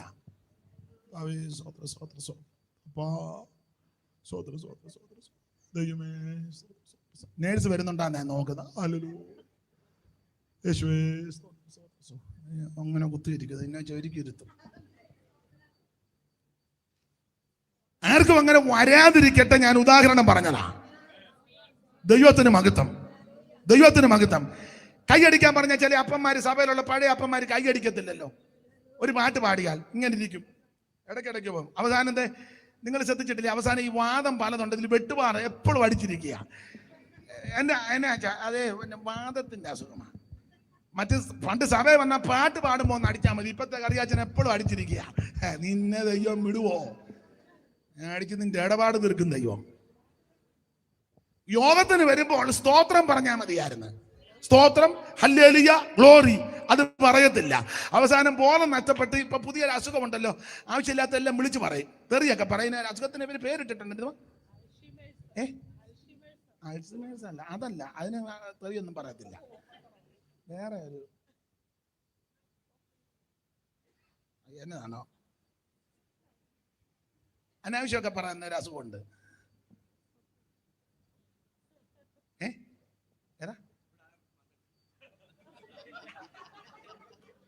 ഈ പോക്കാ പോകുന്നെങ്കിൽ ചിലർക്ക് വരാൻ സാധ്യത, ആർക്കും വരാതിരിക്കട്ടെ. ദൈവസന്നിധിയിൽ വന്നു കഴിയുമ്പോൾ ദൈവത്തിന് മഹത്വം കൊടുക്കണം. ഇത് കൈയടിക്കത്തുമില്ല, പാടുകയില്ല, പ്രാർത്ഥിക്കുകയില്ല. സഭയെ പാട്ട് പാടാൻ പറഞ്ഞാൽ പാടുകയില്ല. അവസാനം ബോധമെല്ലാം പോകുമ്പോൾ വേറെ പാട്ടാ പാടുന്നത്. ആർക്കും വെള്ളമായിട്ട് അടുത്ത് വരാനും ഒക്കത്തില്ല. ആർക്കും വരാതിരിക്കട്ടെ. ഇതൊക്കെ കാണുമ്പോൾ പൗലോസ് കൊരിന്ത്യലേഖനത്തിൽ പറഞ്ഞതുപോലെ ബുദ്ധിയുപദേശത്തിനാണ്. നമ്മളവരെ വിധിക്കുകയല്ല, ഇത് കാണുമ്പോൾ നീ ഒന്നുകൂടെ ഭയത്തോടെ ദൈവത്തെ സേവിച്ചോണം. നമ്മളവരെ വിധിക്കാൻ ആളല്ല, ആരെയും വിധിക്കേണ്ട കാര്യമല്ല. പക്ഷെ ഇതൊക്കെ കാണുമ്പോൾ നമ്മുടെ ജീവിതത്തെ ക്രമപ്പെടുത്തി അവൻ ദൈവത്തോട് ചേർന്നിരുന്ന് ദൈവകൃപ ഏറ്റെടുത്തോണം. Praise the lord, praise the lord. ദൈവത്തിന് മഹത്വം ഉണ്ടായിട്ട് ഇടയ്ക്ക് കയറി പറഞ്ഞതേ ഉള്ളൂ. ആത്മരക്ഷയില നമ്മൾ തുടങ്ങിയത്, പക്ഷെ ഇപ്പൊ ദേഹരക്ഷയില കൊണ്ട് നിർത്തിയിരിക്കുന്നത്. ഇവിടെ പറയുകയാണ്, സമാധാനത്തിന് ദൈവം തന്നെ നിങ്ങളെ മുഴുവനും ശുദ്ധീകരിക്കുമാറാകട്ടെ. നിങ്ങളുടെ ആത്മാവിനും പ്രാണനും ദേഹവും. എന്നെ കേൾക്കുന്ന പ്രിയരെ, ആത്മരക്ഷ കരസ്ഥമാക്കണം. ആത്മരക്ഷ യേശു ക്രിസ്തുവിൽ കൂടി മാത്രം, മറ്റൊരുത്തനും രക്ഷയില്ല. നാം രക്ഷിക്കപ്പെടുവാൻ ആകാശത്തിന് കീഴിൽ മനുഷ്യരുടെ കീഴിൽ നൽകപ്പെട്ട ഒരേ ഒരു നാമം, അത് നസറായനാകുന്ന യേശു ക്രിസ്തുവിന്റെ പരിശുദ്ധ നാമം. യേശു ക്രിസ്തുവിനെ രക്ഷിതാവായി സ്വീകരിക്കണം. യേശു ക്രിസ്തുവിനെ ഉള്ളത്തിൽ ഏറ്റെടുക്കണം. അവൻ വേറെ ഒരു മാർഗവും രക്ഷയ്ക്കില്ല. കർമ്മമാർഗം കൊണ്ടോ, പുണ്യപ്രവൃത്തി കൊണ്ടോ, ദാനധർമ്മം കൊണ്ടോ, നേർച്ച കാഴ്ച കൊണ്ടോ, ആചാരം കൊണ്ടോ, അനുഷ്ഠാനങ്ങൾ കൊണ്ടോ, തീർത്ഥയാത്ര കൊണ്ടോ, തീർത്ഥാടനങ്ങൾ കൊണ്ടോ, അരിയോ മലരോ പൊരിയോ കോഴിയോ കോട്ടയോ വാട്ടിയോ ചാട്ടിയോ ഒന്നും കൊടുത്താൽ രക്ഷപ്പെടത്തില്ല, രക്ഷിക്കപ്പെടത്തില്ല. രക്ഷിക്കപ്പെടാൻ ഒരേ ഒരു മാർഗം, ഒരേ ഒരു വഴി, യേശു ക്രിസ്തു മാത്രം. യേശു ക്രിസ്തു ഒരു വിഭാഗത്തിന്റെ ദൈവമല്ല, മുഴു ലോകത്തിന്റെ ദൈവമാണ്. ഏത് മതത്തിലും കുലത്തിലും കുടുംബത്തിലും നിറത്തിലും നിലവാരത്തിൽപ്പെട്ടവർക്കും യേശുവിനെ ആരാധിക്കാം. യേശു സകല മനുഷ്യരുടെയും ദൈവമാണ്. അവിടുന്ന് മഹാദൈവമാണ്, നിത്യദൈവമാണ്, സത്യദൈവമാണ്, ഏകദൈവമാണ്, സാക്ഷാൽ ദൈവമാണ്. യേശു ക്രിസ്തു മാത്രം ദൈവം. Price the lord, praise the Lord. അതുകൊണ്ട് ആത്മരക്ഷ കരസ്ഥമാക്കണം. എന്നെ കേൾക്കുന്ന ആരെങ്കിലും ഇന്ന് വരെ ആത്മരക്ഷ കരസ്ഥമാക്കിയില്ലെങ്കിൽ 5 പൈസ കൊടുക്കണ്ട, കാശ് കൊടുക്കണ്ട, ഹൃദയം കർത്താവിന് കൊടുക്കുക. ഇത്രയും പറഞ്ഞാൽ മതി. കയ്യും പൊക്കണ്ട, കാലും പൊക്കണ്ട, ബഹളവും വെപ്രാളവും ഒന്നും വേണ്ട. ഹൃദയത്തിൽ പറ, എൻ്റെ യേശുവേ, ഞാനൊരു പാപിയാ. എൻ്റെ പാപത്തിന്റെ പരിഹാരം വരുത്തുവാൻ അങ്ങ് മരിച്ചുവെന്ന് വിശ്വസിക്കുന്നു. അങ്ങയുടെ പരിശുദ്ധ രക്തം എൻ്റെ പാപം പരിഹരിക്കുമെന്നും വിശ്വസിക്കുന്നു. എൻ്റെ ഉള്ളത്തിലേക്ക് വരണം, എൻ്റെ പാപം ക്ഷമിക്കണം, എന്നെ രക്ഷിക്കണമെന്ന് ഇന്ന് രാത്രി ആര് പ്രാർത്ഥിക്കും, അവരെ യേശു രക്ഷിക്കും. മറ്റൊരുത്തനും രക്ഷയില്ല. ക്രിസ്തീയ കുടുംബത്തിൽ ജനിച്ചുകൊണ്ടൊന്നും രക്ഷിക്കപ്പെടുകയല്ല. പള്ളിയുടെ സൈഡിലാ വീട്, നീ രക്ഷിക്കപ്പെടുകയല്ല. ഞങ്ങളുടെ വല്യപ്പച്ചൻ കൊടുത്തതാ പെന്തിക്കോസുകാർക്ക് ഹോളിന് സ്ഥലം. അപ്പച്ചൻ്റെ കാര്യം തന്നെ എങ്ങനെയാന്നുള്ളതാ. പള്ളിക്ക് സ്ഥലം കൊടുത്തുകൊണ്ടൊന്നും സ്വർഗത്തിൽ പോകുകയല്ല. സെമിത്തേരിക്ക് സ്ഥലം കൊടുത്ത അതൊക്കെ നല്ല കാര്യമാണ്, സ്വർഗത്തിൽ പോകുകയല്ല. ഉപദേശമാർക്ക് യാപ്പാട് കൊടുത്താലും സ്വർഗത്തിൽ പോകുകയല്ല.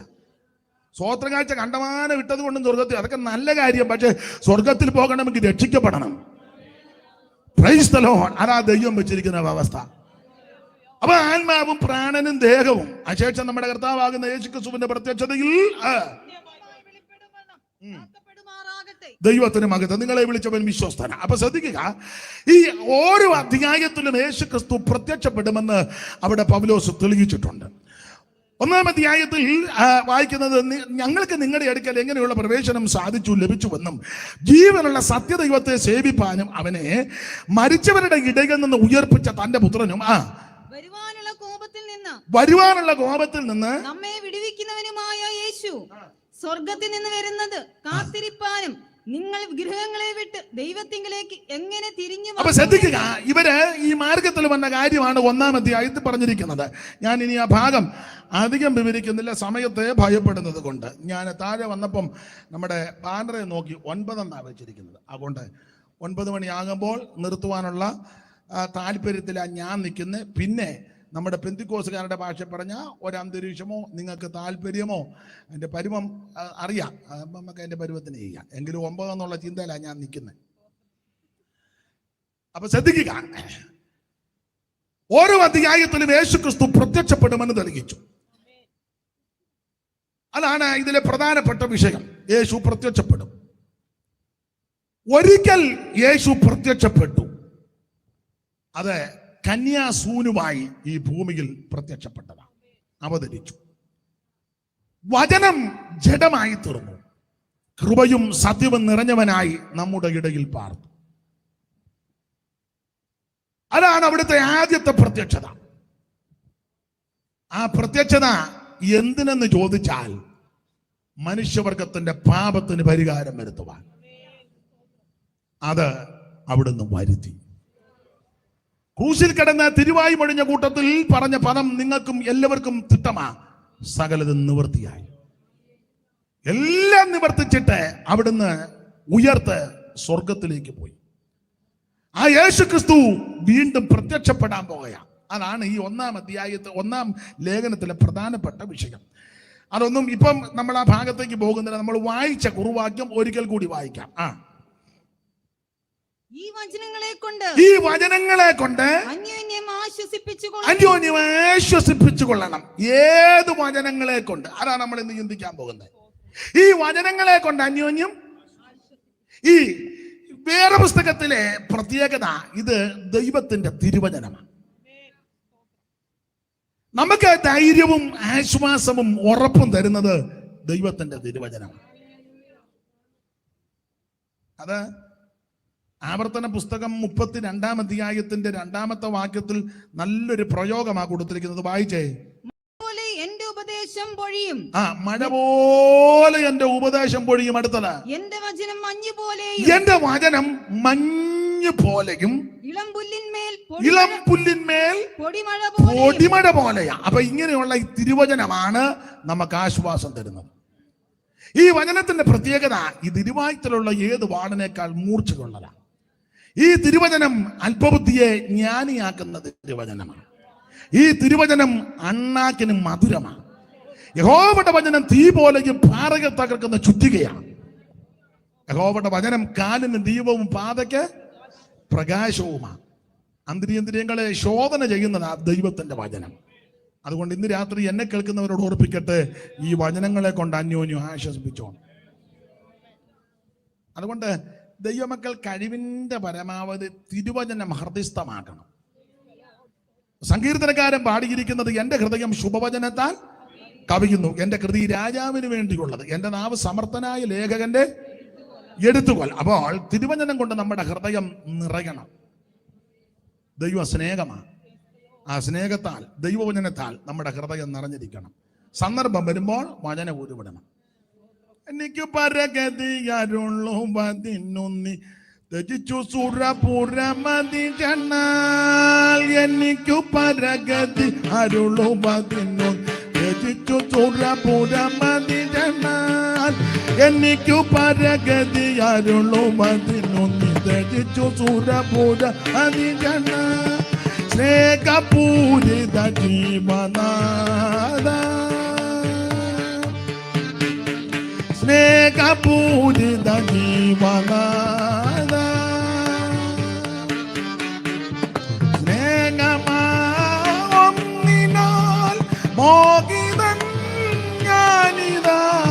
സ്നേഹമാൽ മോഹിതൻ ഞാനിതാ. സ്നേഹപൂരിത ജീവനാഥ.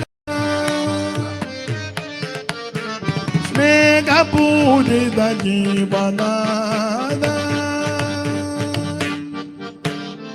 ദരിദ്രനകം ധന സമൃദ്ധി ലഭിക്കുവാൻ ദരിദ്ര നിലയിലായി മരിച്ചു നീ ദരിദ്രനകം ധന സമൃദ്ധി ലഭിക്കുവാൻ ദരിദ്ര നിലയിൽ മരിച്ചു നീ സ്നേഹപൂരിത ജീവനാഥ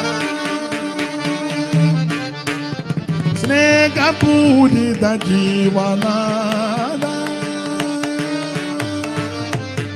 അപ്പൊ ശ്രദ്ധിക്കുക, നമ്മുടെ ഹൃദയം ദൈവത്തിന്റെ വചനം കൊണ്ട് നിറയണം. പൗലോസ് വളരെ സ്പഷ്ടമായിട്ട് പറയുക, ഈ വചനങ്ങളെ കൊണ്ട് അന്യോന്യം ആശ്വസിപ്പിച്ചു കൊള്ളണം. അപ്പൊ ഇവിടെ എന്തുവാ പൗലോസ് ഇവിടെ ഉദ്ദേശിക്കുന്നത്? ധാരാളം കാര്യങ്ങളുണ്ട്. ഓരോ അധ്യായം ബേസ് ചെയ്ത് പറഞ്ഞാൽ പല കാര്യങ്ങൾ വരും. 1-ാം അധ്യായത്തിലെ പ്രധാനപ്പെട്ട വിഷയം ഇതാ, ഈ വചനങ്ങളെ കൊണ്ട് ആശ്വസിപ്പിക്കണം. ഏത് വചനം? ദൈവമക്കൾ കർക്കശമായി വേർപാട് പാലിക്കണം. ആ 1-ാം അധ്യായത്തിന്റെ 9-10 വാക്യം വായിച്ചേ. ഞങ്ങൾക്കു നിങ്ങളുടെ അടുക്കൽ എങ്ങനെയുള്ള പ്രവേശനം സാധിച്ചു എന്നും ജീവനുള്ള സത്യദൈവത്തെ സേവിപ്പാനും അവൻ മരിച്ചവരുടെ ഇടയിൽ നിന്ന് ഉയർപ്പിച്ച തന്റെ പുത്രനും വരുവാനുള്ള കോപത്തിൽ നിന്ന് നമ്മെ വിടുവിക്കുന്നവനുമായ യേശു സ്വർഗത്തിൽ നിന്ന് വരുന്നത് കാത്തിരിപ്പാനും നിങ്ങൾ വിഗ്രഹങ്ങളെ വിട്ട് ദൈവത്തിങ്കലേക്ക് എങ്ങനെ തിരിഞ്ഞു വന്നു എന്നും അവർ തന്നെ പറയുന്നു. സ്തോത്രം. അപ്പൊ ഈ വാക്യം മൊത്തത്തിൽ ഒന്ന് പഠിച്ചാൽ തെസ്സലോനിക്കയിലെ വിശ്വാസികൾ വേർപാട് പാലിക്കുന്നവരാ. വിഗ്രഹങ്ങളെ വിട്ട് ഇവർ ദൈവത്തിങ്കലേക്ക് തിരിഞ്ഞു വന്നു എന്ന് പറഞ്ഞാൽ ഇവരിൽ സിംഹഭാഗം ആൾക്കാരും വിഗ്രഹ സേവക്കാരായിരുന്നു ഒരു കാലത്ത്. സത്യദൈവത്തെ അറിയാതെ, നിത്യജീവൻ എന്തെന്നറിയാതെ സ്വന്തം മനസാക്ഷിക്ക് ചൂടുവെച്ച് വിഗ്രഹ സേവക്കാരായി ജീവിച്ചവരാ. എന്നാൽ യേശുക്രിസ്തുവിന്റെ സുവിശേഷം ഇവരെ തേടിയെത്തി. ആ സത്യസുവിശേഷം ഇവർ മനസ്സിലാക്കി കഴിഞ്ഞപ്പോൾ നേരത്തെ ആചരിച്ച, അനുഷ്ഠിച്ച, പ്രമാണിച്ച അത് മുഴുവൻ ഇവർ വിട്ടു. അതിന് പെന്തിക്കോസ് ഭാഷയിൽ, വേദപുസ്തകത്തിന്റെ ഭാഷ പറഞ്ഞ വേർപാട് പാലിച്ചു. നമ്മൾ ഈ പെന്തിക്കോസ് വന്നിട്ട് പല കാര്യവും ഇതുവരെ വിട്ടിട്ടില്ല. വിടാൻ ചിലർക്ക് താല്പര്യമോ വിട്ടു വിട്ടു വിട്ടു എന്ന് പറഞ്ഞാൽ നമ്മൾ ഈ കുത്തിയിരിക്കുന്നേ. സത്യം പറഞ്ഞ ഏതാണ്ട് 3-4 കൂട്ടം കാര്യം വിട്ടെന്നല്ലാതെ അല്ലേ പറഞ്ഞാൽ അലോഗ്യം ഉണ്ടാകും. ഇപ്പൊ ഈ സമുദായത്തിലെ പോലെ തന്നെ പെന്തിക്കോസ്റ്റിലും വന്നു പാപച്ച നിത്യതയിൽ ശവസംസ്കാരം കുടുംബക്കല്ലറയും. അപ്പം ബാക്കി സഭയിലുള്ള ആകെ വേറെ ഉണ്ട്, ആകെ അവിടെ അല്ലോ. നിങ്ങൾ ശ്രദ്ധിച്ചേ. സ്തോത്രം. ധാരാളം കാര്യങ്ങൾ വിടേണ്ടതായിട്ടുണ്ട്. എന്നാൽ തെസ്സലോനിക്ക വിശ്വാസികളുടെ വിശേഷത, ഇവർക്ക് ഒത്തിരി വിശേഷതയുണ്ട് കേട്ടോ. പൗലോസിന്റെ രണ്ടാമത്തെ മിഷനറി യാത്രയിലായി സഭ തെസ്സലോനിക്കയിലെ സഭ ആരംഭിക്കുക. ആസിക്കിൽ വചനം പ്രസംഗിക്കരുതെന്ന് പരിശുദ്ധാത്മാവ് വിലക്കി. അപ്പോൾ ഇവർ ചുറ്റി സഞ്ചരിച്ച് വന്നു. ആ 17-ാം അധ്യായം വായിച്ചു. അപ്പോസ്തല പ്രവൃത്തി 17-ാം അധ്യായത്തിൽ 17:1 പെട്ടെന്ന് അവർ അംഫിപോലിസിലും അപ്പൊലോന്യയിലും കൂടെ കടന്ന് തെസ്സലോനിക്കയിലെത്തി. യഹൂദന്മാരുടെ ഒരു പള്ളി ഉണ്ടായിരുന്നു. അവിടെ യഹൂദന്മാരുടെ ഒരു പള്ളി ഉണ്ടായിരുന്നു. പൗലോസ് പതിവ് പോലെ അവരുടെ അടുക്കൽ ചെന്ന് 3 ശബത്തിൽ തിരുവെടുത്തുകളെ അടിസ്ഥാനമാക്കി, ആധാരമാക്കി അവരോട് സംസാരിച്ച കാര്യങ്ങളെല്ലാം പറഞ്ഞു. നാം സംസാരിക്കുമ്പോഴല്ലേ അടിസ്ഥാനം തിരുവചനമായിരിക്കണം. ഊഹാഭോഗം, കെട്ടുകഥ, അമ്മമ്മ കഥ, ഉമ്മാക്കി കഥ അല്ല നമ്മുടെ അടിസ്ഥാനം. തിരുവചനമാണ്. ഇപ്പൊ പെന്തിക്കോസുകാർ ഇപ്പം വിശ്വസിക്കുക തോമാസിലേക്ക് 52 കേരളത്തിൽ പിന്നെ വെറുതെ ഈ പോഷ്ക്കെല്ലാം കൂടെ. പണ്ടൊരു ചിന്തകൻ പറഞ്ഞത്, ഒരു കള്ളത്തരം ഒരു 10,000 പ്രാവശ്യം പറയുമ്പോൾ അതങ്ങ് സത്യമാകുമെന്ന്. ഒരു കള്ളമാ, അത് പല പ്രാവശ്യം പറയുമ്പം ആട്ടെ ഞാൻ വിവരിക്കുന്നില്ല. പുള്ളി വന്ന് 7:30 പള്ളി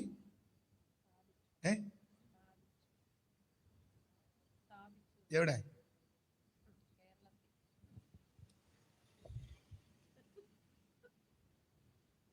അപ്പോസ്തലന്മാർക്ക് പള്ളി പണിയാൻ എന്തെങ്കിലും മാർഗം ഉണ്ടോ എന്ന് നമുക്ക് ചിന്തിക്കാം. വായിച്ചേ, കൊരിന്ത്യർക്ക് എഴുതിയ 2-ാം ലേഖനം 4-ാം അധ്യായം, കൊരിന്ത്യർക്ക് എഴുതിയ 1-ാം ലേഖനം അതിന്റെ 4-ാം അധ്യായം എടുത്തേ.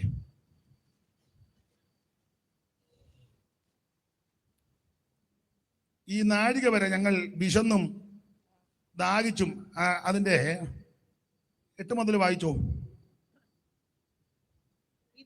ഇത്ര ക്ഷണത്തിൽ നിങ്ങൾ സമ്പന്നന്മാരായി, സമ്പന്നന്മാരായി, പിന്നെ ഞങ്ങളെ കൂടാതെ വാഴുന്നവരായി. അയ്യോ, നിങ്ങളോടുകൂടെ ഞങ്ങളും വാഴേണ്ടതിന് നിങ്ങൾ വാണുവെങ്കിൽ കൊള്ളായിരുന്നു. അടുത്തത്, നിങ്ങൾ ലോകത്തിന് ദൂതന്മാർക്കും മനുഷ്യർക്കും തന്നെ കൂത്തുകാഴ്ചയായി തീർന്നിരിക്കുകയാൽ ദൈവം അപ്പോസ്തലന്മാരായ ഞങ്ങളെ ഒടുക്കത്തവരായി മരണവിധിയിൽ ഉൾപ്പെട്ടവരെ പോലെ നിർത്തിയെന്ന് എനിക്ക് തോന്നുന്നു. അടുത്തത്, ക്രിസ്തു നിമിത്തം ഭോഷന്മാർ, ഞങ്ങൾ ക്രിസ്തു നിമിത്തം ഭോഷന്മാർ, നിങ്ങൾ ക്രിസ്തുവിൽ വിവേകികൾ, ഞങ്ങൾ ബലഹീനർ, നിങ്ങൾ ബലവാന്മാർ, നിങ്ങൾ മഹത്തുക്കൾ, ഞങ്ങൾ മാനഹീനർ. അടുത്ത വാക്യം, ഈ നാഴിക വരെ ഞങ്ങൾ വിശന്നും ദാഹിച്ചും ഉടുപ്പാനില്ലാതെയും കുത്തുകൊണ്ടും ഇങ്ങോട്ട് വായിക്കേ, ഈ നാഴിക വരെ ഞങ്ങൾ, ബഹുവചനമാണ്, ഏകവചനമല്ല. ഈ നാഴിക വരെ, ഉറക്കെ പറ, ഞങ്ങൾ എന്ന് പറഞ്ഞാൽ അപ്പോസ്തലന്മാർ. ഇത് പൗലോസ് എഴുതി, പൗലോസും ശേഷമുള്ള അപ്പോസ്തലന്മാരും എന്ന് സാരം. ഈ നാഴിക വരെ ഞങ്ങൾ, അപ്പോസ്തലന്മാർ, ഈ നാഴിക വരെ ഞങ്ങൾ പിന്നെ വിശന്നു. അപ്പോസ്തലന്മാർ ആദിമ കാലത്തൊക്കെ വിശന്നും ദാഹിച്ചും ഉടുക്കാനില്ല. ഇപ്പോഴത്തെ അപ്പോസ്തലന്മാരുടെ തുണി ഇച്ചിരി മുറിച്ച് അവിടെ കൊണ്ടുവച്ചിരിക്കുന്നു, ആളെല്ലാം കൂടെ അങ്ങോട്ട് കയറുന്നു, വേറൊരു തുണിയുടെ അറ്റം അപ്പുറം കൊണ്ടുവച്ചിരിക്കുന്നു, അവനെല്ലാം കൂടെ അത് കാണാൻ അങ്ങോട്ടോടുന്നു. എന്നാ നിനക്കൊക്കെ ഇനി ബോധം ഉണ്ടാകുന്നേ? ഇതിനും വേണ്ട തുണി.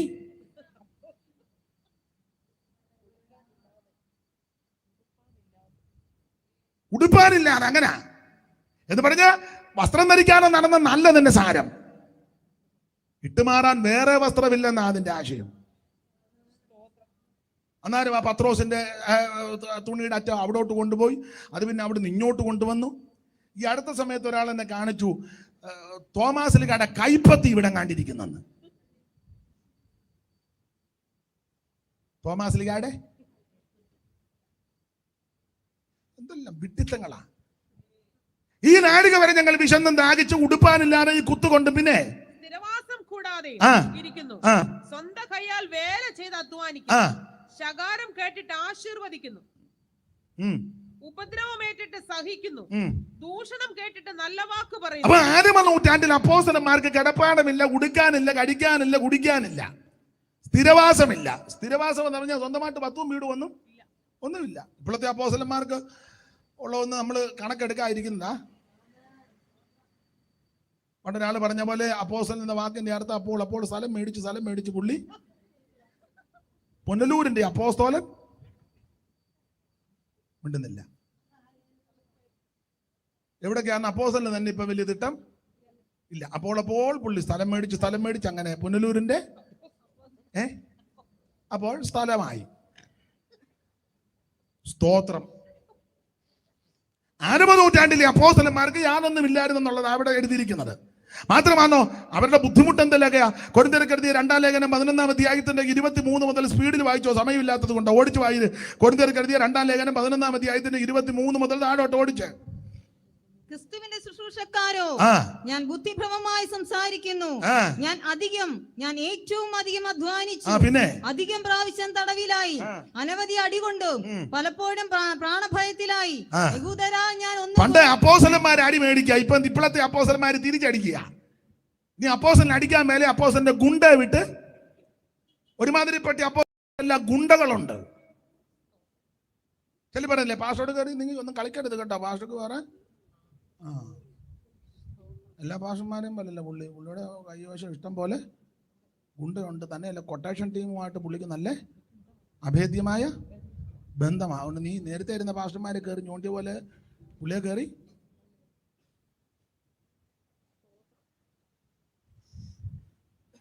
എല്ലാവരുടെയും കാര്യമല്ല. പണ്ടൊരു വലിയ അപ്പോസ്തലനെ പ്രസംഗിച്ചപ്പോൾ ഉപദേശപക്ഷക്ക് പറഞ്ഞു. അപ്പം വേറൊരാൾ എന്ന് ചോദിച്ചു, അത് അങ്ങനല്ലല്ലോ, ഇങ്ങനെയാണെന്നല്ലോ, അത് സംശയമുണ്ടല്ലോ. പുള്ളി പറഞ്ഞു, ആ സംശയം തീർക്കാം. സ്റ്റേജിന്റെ പുറകെ കൊണ്ടുവന്ന് ചോദിച്ചു, ഇനി സംശയം ഉണ്ടോ എന്ന് ചോദിച്ചു. പുള്ളി പറഞ്ഞു, ഒരു സംശയവും ഇല്ലെന്ന് പറഞ്ഞു. അതാ അപ്പോസ്തലൻ. ആരായിട്ടാന്ന് എന്നോട് ഇപ്പൊ ചോദിക്കരുത്, യോഗം കഴിഞ്ഞ് വേണേ. നിങ്ങൾക്കറിയാം, കേട്ടിട്ടുണ്ട് അല്ലേ? എന്നാ നമുക്ക് അല്ല. പിന്നെ ഇവിടെ ആദിമ നൂറ്റാണ്ടിൽ അപ്പോസ്തലന്മാർ തല്ല് മേടിക്കുക. ഇപ്പോഴത്തെ അപ്പോസ്തലന്മാർ തിരിച്ചടിക്കുക, കസേരയ്ക്ക് അടിക്കുന്നു, കത്തിക്ക് കുത്തുന്നു. ഈശോന്നോ അവിടെ ഈശോന്ന് ആരുണ്ട് വെച്ച പോലെ തോന്നുന്നു. തെളിവ് വേണോ? നിങ്ങൾ മര്യാദക്കാരായിട്ടിരിക്കുന്നോർത്ത് വേറെ ഗുണ്ടകൾ ഒത്തിരി ഉണ്ടെന്ന്. സ്തോത്രം. വായിച്ചേ സഹോദരി, വായിച്ചേ, പെട്ടെന്ന് വായിരേ. യഹൂദരാൽ ഞാൻ ഒന്ന് കുറയ 40 അടി 5 വട്ടം കൊണ്ടു, പിന്നെ 3 വട്ടം കോലിനാൽ അടി കൊണ്ടു, ഒരിക്കൽ കല്ലേറ് കൊണ്ടു, പിന്നെ 3 വട്ടം കപ്പൽ ഛേദത്തിൽ അകപ്പെട്ടു, ഒരു രാപ്പകൽ വെള്ളത്തിൽ കഴിച്ചു. വെള്ളം അടിച്ചെന്നല്ല, അത് ഉത്തരം മുഴുവൻ. ചിലരൊക്കെ ഇങ്ങനെ കഴിക്കുന്നെന്നും കേൾക്കുന്നു. പത്രോ പറയാൻ പറ്റുള്ളൂ. പിന്നെ അടുത്തത് ഒരാൾ വിളിച്ചു, കുടിച്ചോടാന്ന് പറഞ്ഞ, ഓ അത് ബാർലി വെള്ളമാണ്. ബാർലി അത് അപ്പൊ ചോദിച്ചാ അങ്ങനെ കുടിക്കാവോ? അയ്യോ, ഡോക്ടർ പറഞ്ഞു യൂറിൻ നന്നായിട്ട്.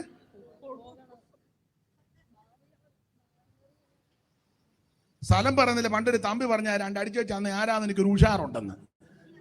അല്ലെ അനുമാനി ചത്തയാന്ന് പറഞ്ഞ അടിച്ചു കഴിയുമ്പോ അവൻ അല്ലേ. പാട്ടുകാരും ചില പാസ്റ്റർമാരും പറയില്ലേ, പോരാ പോരാ, തമ്പിയെ പോലുള്ളവൻ അവൻ അന്നേരം പിന്നെ പറ പോരാ. സ്തോത്രം. ഇവിടെ വെള്ളം അടിച്ചെന്നല്ല, ഒരു രാത്രി മുഴുവൻ വെള്ളത്തിൽ അകപ്പെട്ടു പോയി. വായിച്ചേ. ഞാൻ പലപ്പോഴും യാത്ര ചെയ്തു. അല്ല, അപ്പോസ്തലൻ AC റൂമിനകത്ത് ഓഫീസിൽ ഇരിക്കല്ല, യാത്ര ചെയ്യുക. അപ്പോസ്തലൻ ആക്കിയിട്ട് എല്ലാവരും അപ്പോസ്തലനെ ചെന്ന് കാണണം. എപ്പോഴാണ് കാണുന്നത്? ബുധനാഴ്ച നാളിലെ പുള്ളി മുഖദർശനം തരുവുള്ളൂ. പാലക്കാട്ടിൽ നിന്ന് വന്നിരിക്കുക. എവിടുന്നാ വരുന്നത്? പാലക്കാട്ടിൽ നിന്ന്. ഇന്ന് കാണാനൊക്കത്തില്ല. പുള്ളി രാത്രി മുഴുവൻ ട്രെയിനിൽ നിന്ന് വെച്ച് വന്നതാ അപ്പോസ്തലനെ കാണാൻ. അന്നേരം അപ്പോസ്തലന്റെ ചുറ്റും ഗുണ്ടകൾ 5-8 എണ്ണം. എവിടാന്ന് എന്നോട് ചോദിക്കരുത്, ഞാൻ പറയത്തില്ല.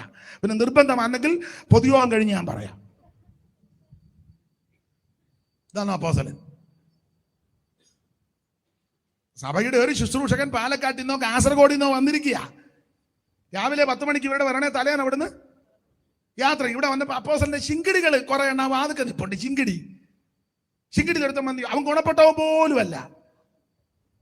എവിടെ ഞാൻ ബേഡെടുക്കെന്ന്, കോഴിക്കോട്ടുള്ളതാ ബേഡെടുക്ക.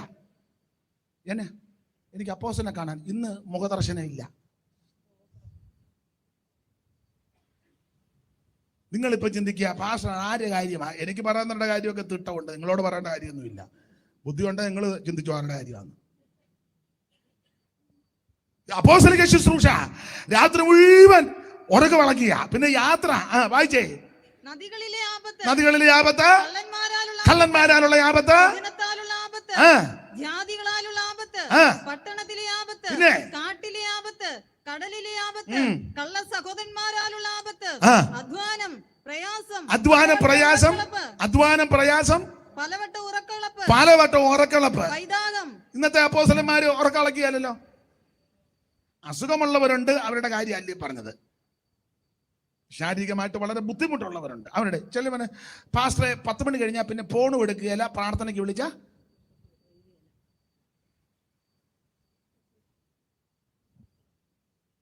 സ്തോത്രം. നോട്ടീസ് വെച്ചേക്കുന്ന പേര് അപ്പോസ്തലൻ.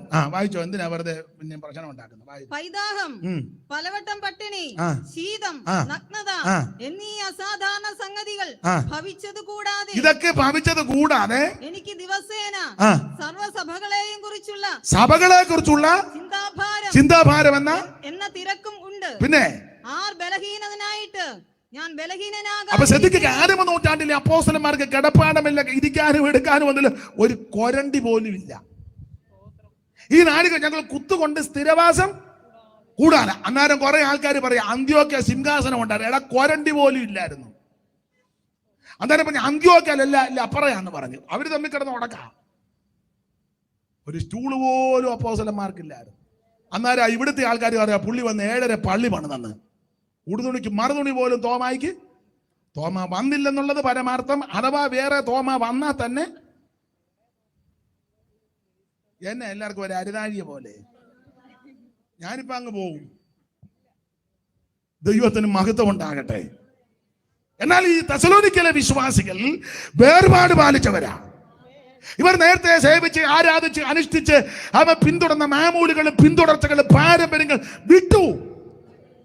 ഈ വചനങ്ങളെ കൊണ്ട് അന്യോന്യം ആശ്വസിപ്പിക്കണം എന്ന് പറഞ്ഞാൽ ദൈവമക്കൾ കർക്കശമായി വേർപാട് പാലിക്കണം. ലോകക്കാരെ പോലെ ലോകത്തിന്റെ മാലിന്യങ്ങൾ നിന്നെ പിടികൂടരുത്. ഈ ലോകത്തിൽ ജീവിക്കുമ്പോൾ ദൈവപൈതലായി വിശുദ്ധിയോടെ വിശ്വസ്തയോടെ വേർപാട് പാലിക്കണം. നാടോടുമ്പോ നടുവേ ഓടുന്ന നല്ല പെന്തിക്കോസ്, അത് നാട്ടു നടപ്പാ. പെന്തിക്കോസുകാർക്ക് പ്രമാണമുണ്ട്, വ്യവസ്ഥയുണ്ടെന്ന്. ഞാൻ എപ്പോഴും പറയും, നിങ്ങൾക്കും അറിവുള്ളതാ. കടല് വലിയ വിശാലമാണ്, പക്ഷേ കപ്പൽ എല്ലായിടത്തൂടെയും പോകുകയല്ല. കപ്പലിന് പോകാൻ കപ്പൽ ചാലുണ്ട്. ഈ ലോകം വലിയ വിശാലമാ, ധാരാളം സഭകളുമുണ്ട്, ധാരാളം ശുശ്രൂഷകളുമുണ്ട്. പക്ഷെ രക്ഷിക്കപ്പെട്ട് ദൈവത്തിന്റെ പൈതലിന് ഒരു ചാലൊരുക്കിയിട്ടുണ്ട്. അത് തിരുവചനത്തിന്റെ ചാല. ഈ ചാല് കൂടെ തന്നെ വേണം നീ മുമ്പോട്ട് പോകാൻ. ആകാശം വിശാലമാ, ഭയങ്കര വിശാലമാ. പക്ഷെ പ്ലെയിൻ എല്ലായിടത്തൂടെയും വിടുകയല്ല, അതിന് റൂട്ടുണ്ട്. ഇവിടെ സഭകൾ ധാരാളമുണ്ട്, കൂട്ടായ്മകൾ ഒത്തിരിയുണ്ട്, പ്രവർത്തനങ്ങളും ശുശ്രൂഷകളും പ്രസംഗങ്ങളും ഒക്കെ ഉണ്ട്. പക്ഷേ നമ്മുടെ അടിസ്ഥാനം തിരുവചനമാണ്. ഇതിന്റെ വ്യവസ്ഥയിൽ വേർപാട് പാലിക്കണം ദൈവമക്കൾ. അതുകൊണ്ട് ഒന്ന് വേർപാട് പാലിച്ച് ജീവിക്കണം. ഈ വചനങ്ങളെ കൊണ്ട് അന്യോന്യം ആശ്വസിപ്പിക്കണം. എല്ലാ ഭാഗവും എടുക്കുന്നില്ല. ആ വായിച്ച തിരുവചനത്തോടുള്ള ബന്ധത്തിൽ 1-2 കാര്യങ്ങൾ പെട്ടെന്ന് പറയാം. 4-ാം അധ്യായത്തിന്റെ 13 മുതൽ 18 വരെയുള്ള തിരുവെടുത്താണ് നമ്മൾ എടുത്ത ചില കാര്യങ്ങൾ ചിന്തിക്കുന്നത്. 18-ാമത്തെ വാക്യമാണല്ലോ കുറുവാക്യമായിട്ട് വായിച്ചത്. ഈ ഭാഗത്ത് പൗലോസ് ഒരു 6 കൂട്ടം കാര്യങ്ങൾ ഓർമ്മിക്കുക. ഈ 6 കൂട്ടം കാര്യം അത് വചനം കൊണ്ട് ആശ്വസിപ്പിച്ചോണം. ഇനി അതിന്റെ 13-ാമത്തെ വാക്യം വായിച്ചേ. 6 കൂട്ടം കാര്യത്തിൽ 1-ാമത്തെ കാര്യം, സഹോദരന്മാരെ നിങ്ങൾ പ്രത്യാശയില്ലാത്ത മറ്റുള്ളവരെ പോലെ എന്ന് പറഞ്ഞാൽ ദൈവമക്കൾക്ക് ദുഃഖമുണ്ട്, അത് പ്രത്യാശയില്ലാത്തവരെ പോലല്ല. നമ്മുടെ ഭർത്താവ് അല്ലെങ്കിൽ ഭാര്യ, മക്കൾ, മാതാപിതാക്കൾ, പ്രിയപ്പെട്ടവർ, വേണ്ടപ്പെട്ടവർ കടന്നു പോകുമ്പോൾ നമുക്ക് ദുഃഖമുണ്ട്. ഞാൻ പറയുന്നത് കരയണമെന്നാ. ഭാര്യ മരിച്ചു, കരയുന്നതുകൊണ്ട് കുഴപ്പമൊന്നുമില്ല. ഭർത്താവ് മരിച്ചു, കരയുന്നത് കൊണ്ട് കുഴപ്പം ഇല്ല. മാതൃക യേശുവിന് പ്രിയമായവൻ മരിച്ചപ്പോൾ കർത്താവും കരഞ്ഞല്ലോ. കരയുന്നതിന് പ്രമാണമുണ്ട്. പ്രത്യാശയില്ലാത്തവരെ പോലെ ദുഃഖിക്കരുത്.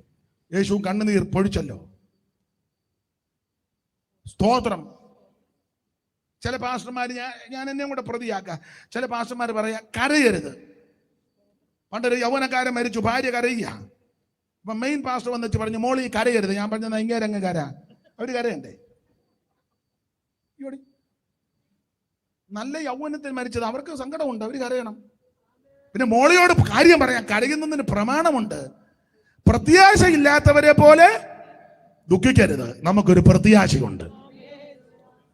കണ്ണുനീര് പൊഴിയും, ദുഃഖമുണ്ട്.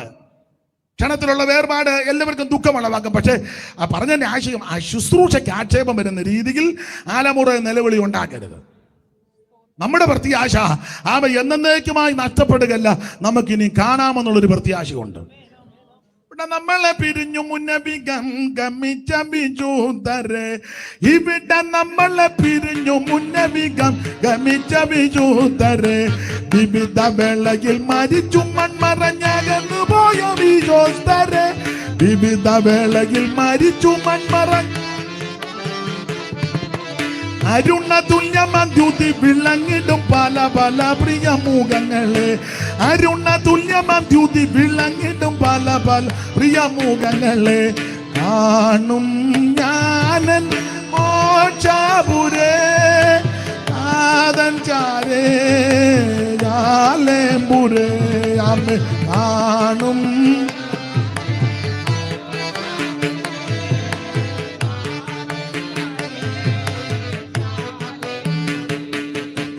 ഇവയിൽ മാത്രം ധ്യാനമേ കരളിൽ അരുളുന്നാനന്ദോ, ഇവയിൽ മാത്രം ധ്യാനമേ കരളിൽ അരുളും. ഇരവും പകലും ഇവയെ പറ്റി ഞാൻ പാടും ഗീതം സാനന്ദവും, ഇരവും പകലും. ഇകത്തെ വിട്ട് ഞാൻ പിരിഞ്ഞ ശേഷം ഇത് തന്നെ എനിക്കാലംബം. ഈകത്തെ വിട്ട് ഞാൻ പിരിഞ്ഞ ശേഷം ഇത് തന്നെ എനിക്കാലംബം കാണും.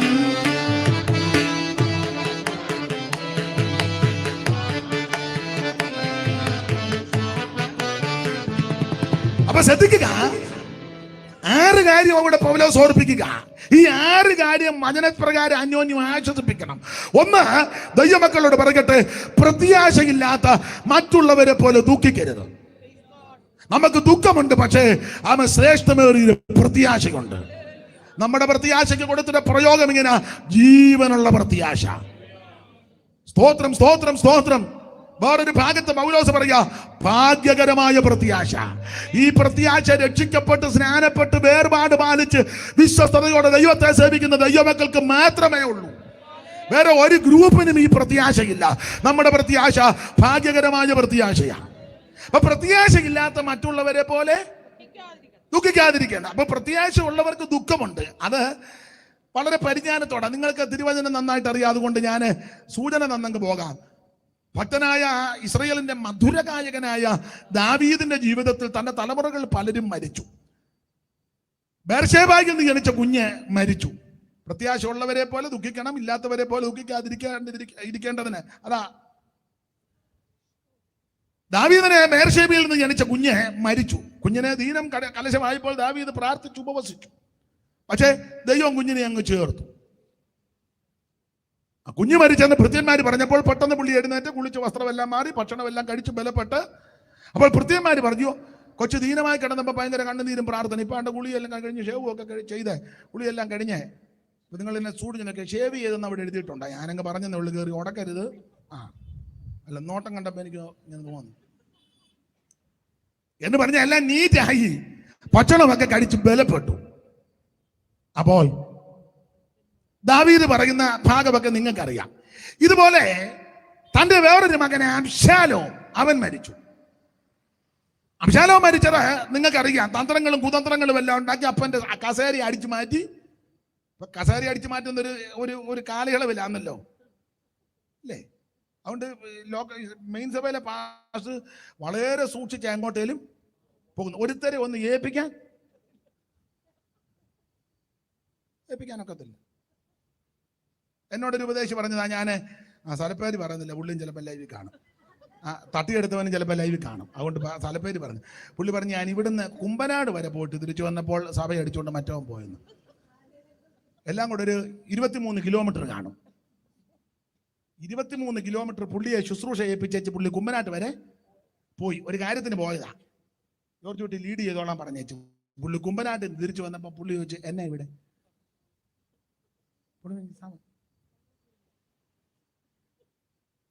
എന്റെ സഭയാണ്. 23 കിലോമീറ്റർ പോയതേ ഉള്ളൂ. വിശ്വസിക്കാനൊക്കാത്ത കാലമാണ്. അപ്പൊ ഒരു കാര്യം, ഈ സൂത്രങ്ങൾ കാണിച്ച് തന്ത്രങ്ങൾ കാണിച്ച് അബ്ശാലോം കസേര കൈക്കലാക്കി.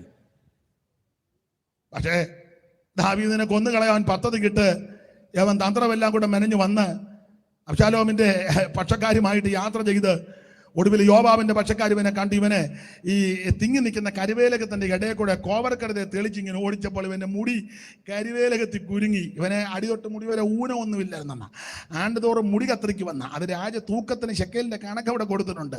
മുടിയോട് ഇവന് വലിയ മമതയും താല്പര്യം. അത് കണ്ടിക്കുക. അത് മുടിയോട് തന്നെ നിങ്ങൾ ശ്രദ്ധിച്ചിട്ടില്ല, ചിലർ മുടിക്കങ്ങ് ഭയങ്കര പ്രാധാന്യം. ഇത് കഴുകി വൃത്തിയാക്കിയൊക്കെ ഉണ്ട് നടക്കണ കണ്ടമാനം. ഞാൻ എന്നെയും കൂടെ പ്രതിയാക്കാം. ചില എപ്പം നോക്കിയാലും ഇങ്ങനെ വയസ്സ് 78 കഴിഞ്ഞു. ഇപ്പൊ പാട്ടുകാരും ചിലര്, എല്ലാവരും അല്ല, മുടിയൊക്കെ വളർത്തിയ കൊച്ചുങ്ങളുണ്ട്. റബ്ബർ ബാൻഡ് ഇട്ടാ അവന് തടിക്കുമ്പോ ഇതിങ്ങനെ ചുണ്ടലയുടെ പുറകെ അനങ്ങും പോലെ. അവനാണ് വർഷിപ്പ് ലീഡർ. കണ്ടമാനം മുടിക്ക് പ്രാധാന്യം കൊടുക്കുമ്പോൾ ഓർത്തോണം നീ കുരുങ്ങാറായെന്ന്. വെളുത്തതൊക്കെ കറുപ്പിക്കുന്ന ആൾക്കാർ നമ്മുടെ ഇടയിൽ ഇല്ലാതില്ല. ഞാൻ തമാശയായിട്ട് പറഞ്ഞതല്ല. നിനക്ക് മക്കളായി, കൊച്ചുമക്കളെ കെട്ടിക്കാറായി. തള്ള ഇനിയെങ്കിലും മര്യാദയ്ക്ക് ജീവിക്കാൻ.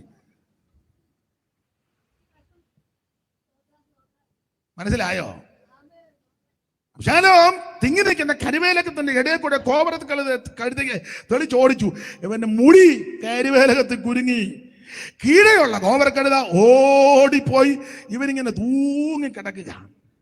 അവൻ മുടിയിൽ ഇങ്ങനെ തൂങ്ങി അവൻ കിടന്നാടുക. നമ്മൾ പറയും വർഷിപ്പാണ്, പ്രൈസ് ആൻഡ് വർഷിപ്പ്. ആരാ? അബ്ശാലോം. മുടി കിടന്ന് ഇങ്ങനെ ആടുക. അപ്പൊ യോവാബിന്റെ പക്ഷക്കാർ വന്ന് കണ്ടേച്ച് പറഞ്ഞാൽ അവൻ മുടി തൂങ്ങി കിടന്നാടുക, ഭയങ്കര വർഷിപ്പാണ്. അപ്പോൾ യോവാബ് പറഞ്ഞ് അതിനെ തട്ടാൻ മേലായിരുന്നു. അപ്പോൾ പറഞ്ഞു തട്ടാനറിയാൻ മേലായിട്ടല്ല, നമ്മൾ ഇറങ്ങിയപ്പോൾ ദാവീദ് പറഞ്ഞായിരുന്നല്ലോ, എന്നെ ഓർത്ത് അബ്ശാലോം കുമാരനോട് കനിവ് തോന്നണം. ഇടയ്ക്ക് കയറി പറയാം, ഇങ്ങനൊരു പിതാവ് നമുക്ക് സ്വർഗത്തിലുണ്ട്.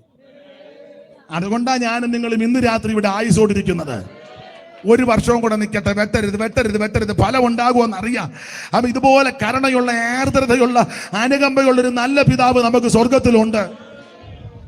ആ പിതാവിന്റെ ഹൃദയം, ഇത്രയും ശോഭകേട് ഉപദ്രവം ചെയ്തവനോടും പിതാവിന്റെ മനസ്സ് കണ്ടോ, എന്നെ ഓർത്ത്. അതുകൊണ്ടാവൻ. അപ്പൊ യോവാബ് പറഞ്ഞു, എനിക്ക് അങ്ങനെ വലിയ മമതയൊന്നും വില, ഇവനെ ഞാൻ തട്ടുമെന്ന് പറഞ്ഞു. യോവാബ് 10 പേരുമായിട്ട് 3 കുന്തം എടുത്തോണ്ട് അങ്ങോട്ട് ചെന്ന് എബ്രഹിമനത്തിൽ കരുവേലകത്തിൽ മുടി തൂങ്ങിക്കിടന്ന ആടനെ അബ്ശാലോമിന്റെ പള്ളക്ക് 3 കുന്തം കുത്തിക്കടത്തി 10 പേര് വട്ടം കൂടി പട്ടിയെ തല്ലും പോലെ തല്ലിക്കൊന്ന് എന്റെ ഭാഷക എബ്രഹിമനത്തിലെ കുഴിക്കകത്തവനെ തട്ടി. ഈ വാർത്ത ദാവീദ് അറിഞ്ഞു. അപ്പോൾ ദാവീദ് വാവിട്ട് നിലവിളിച്ചു, എന്റെ മകനെ അബ്ശാലോമേ, എന്റെ മകനെ അബ്ശാലോമേ, എന്റെ കുമാരാ എന്ന് പറഞ്ഞ് ദാവീദ് കണ്ടമാനം നിലവിളിച്ചു.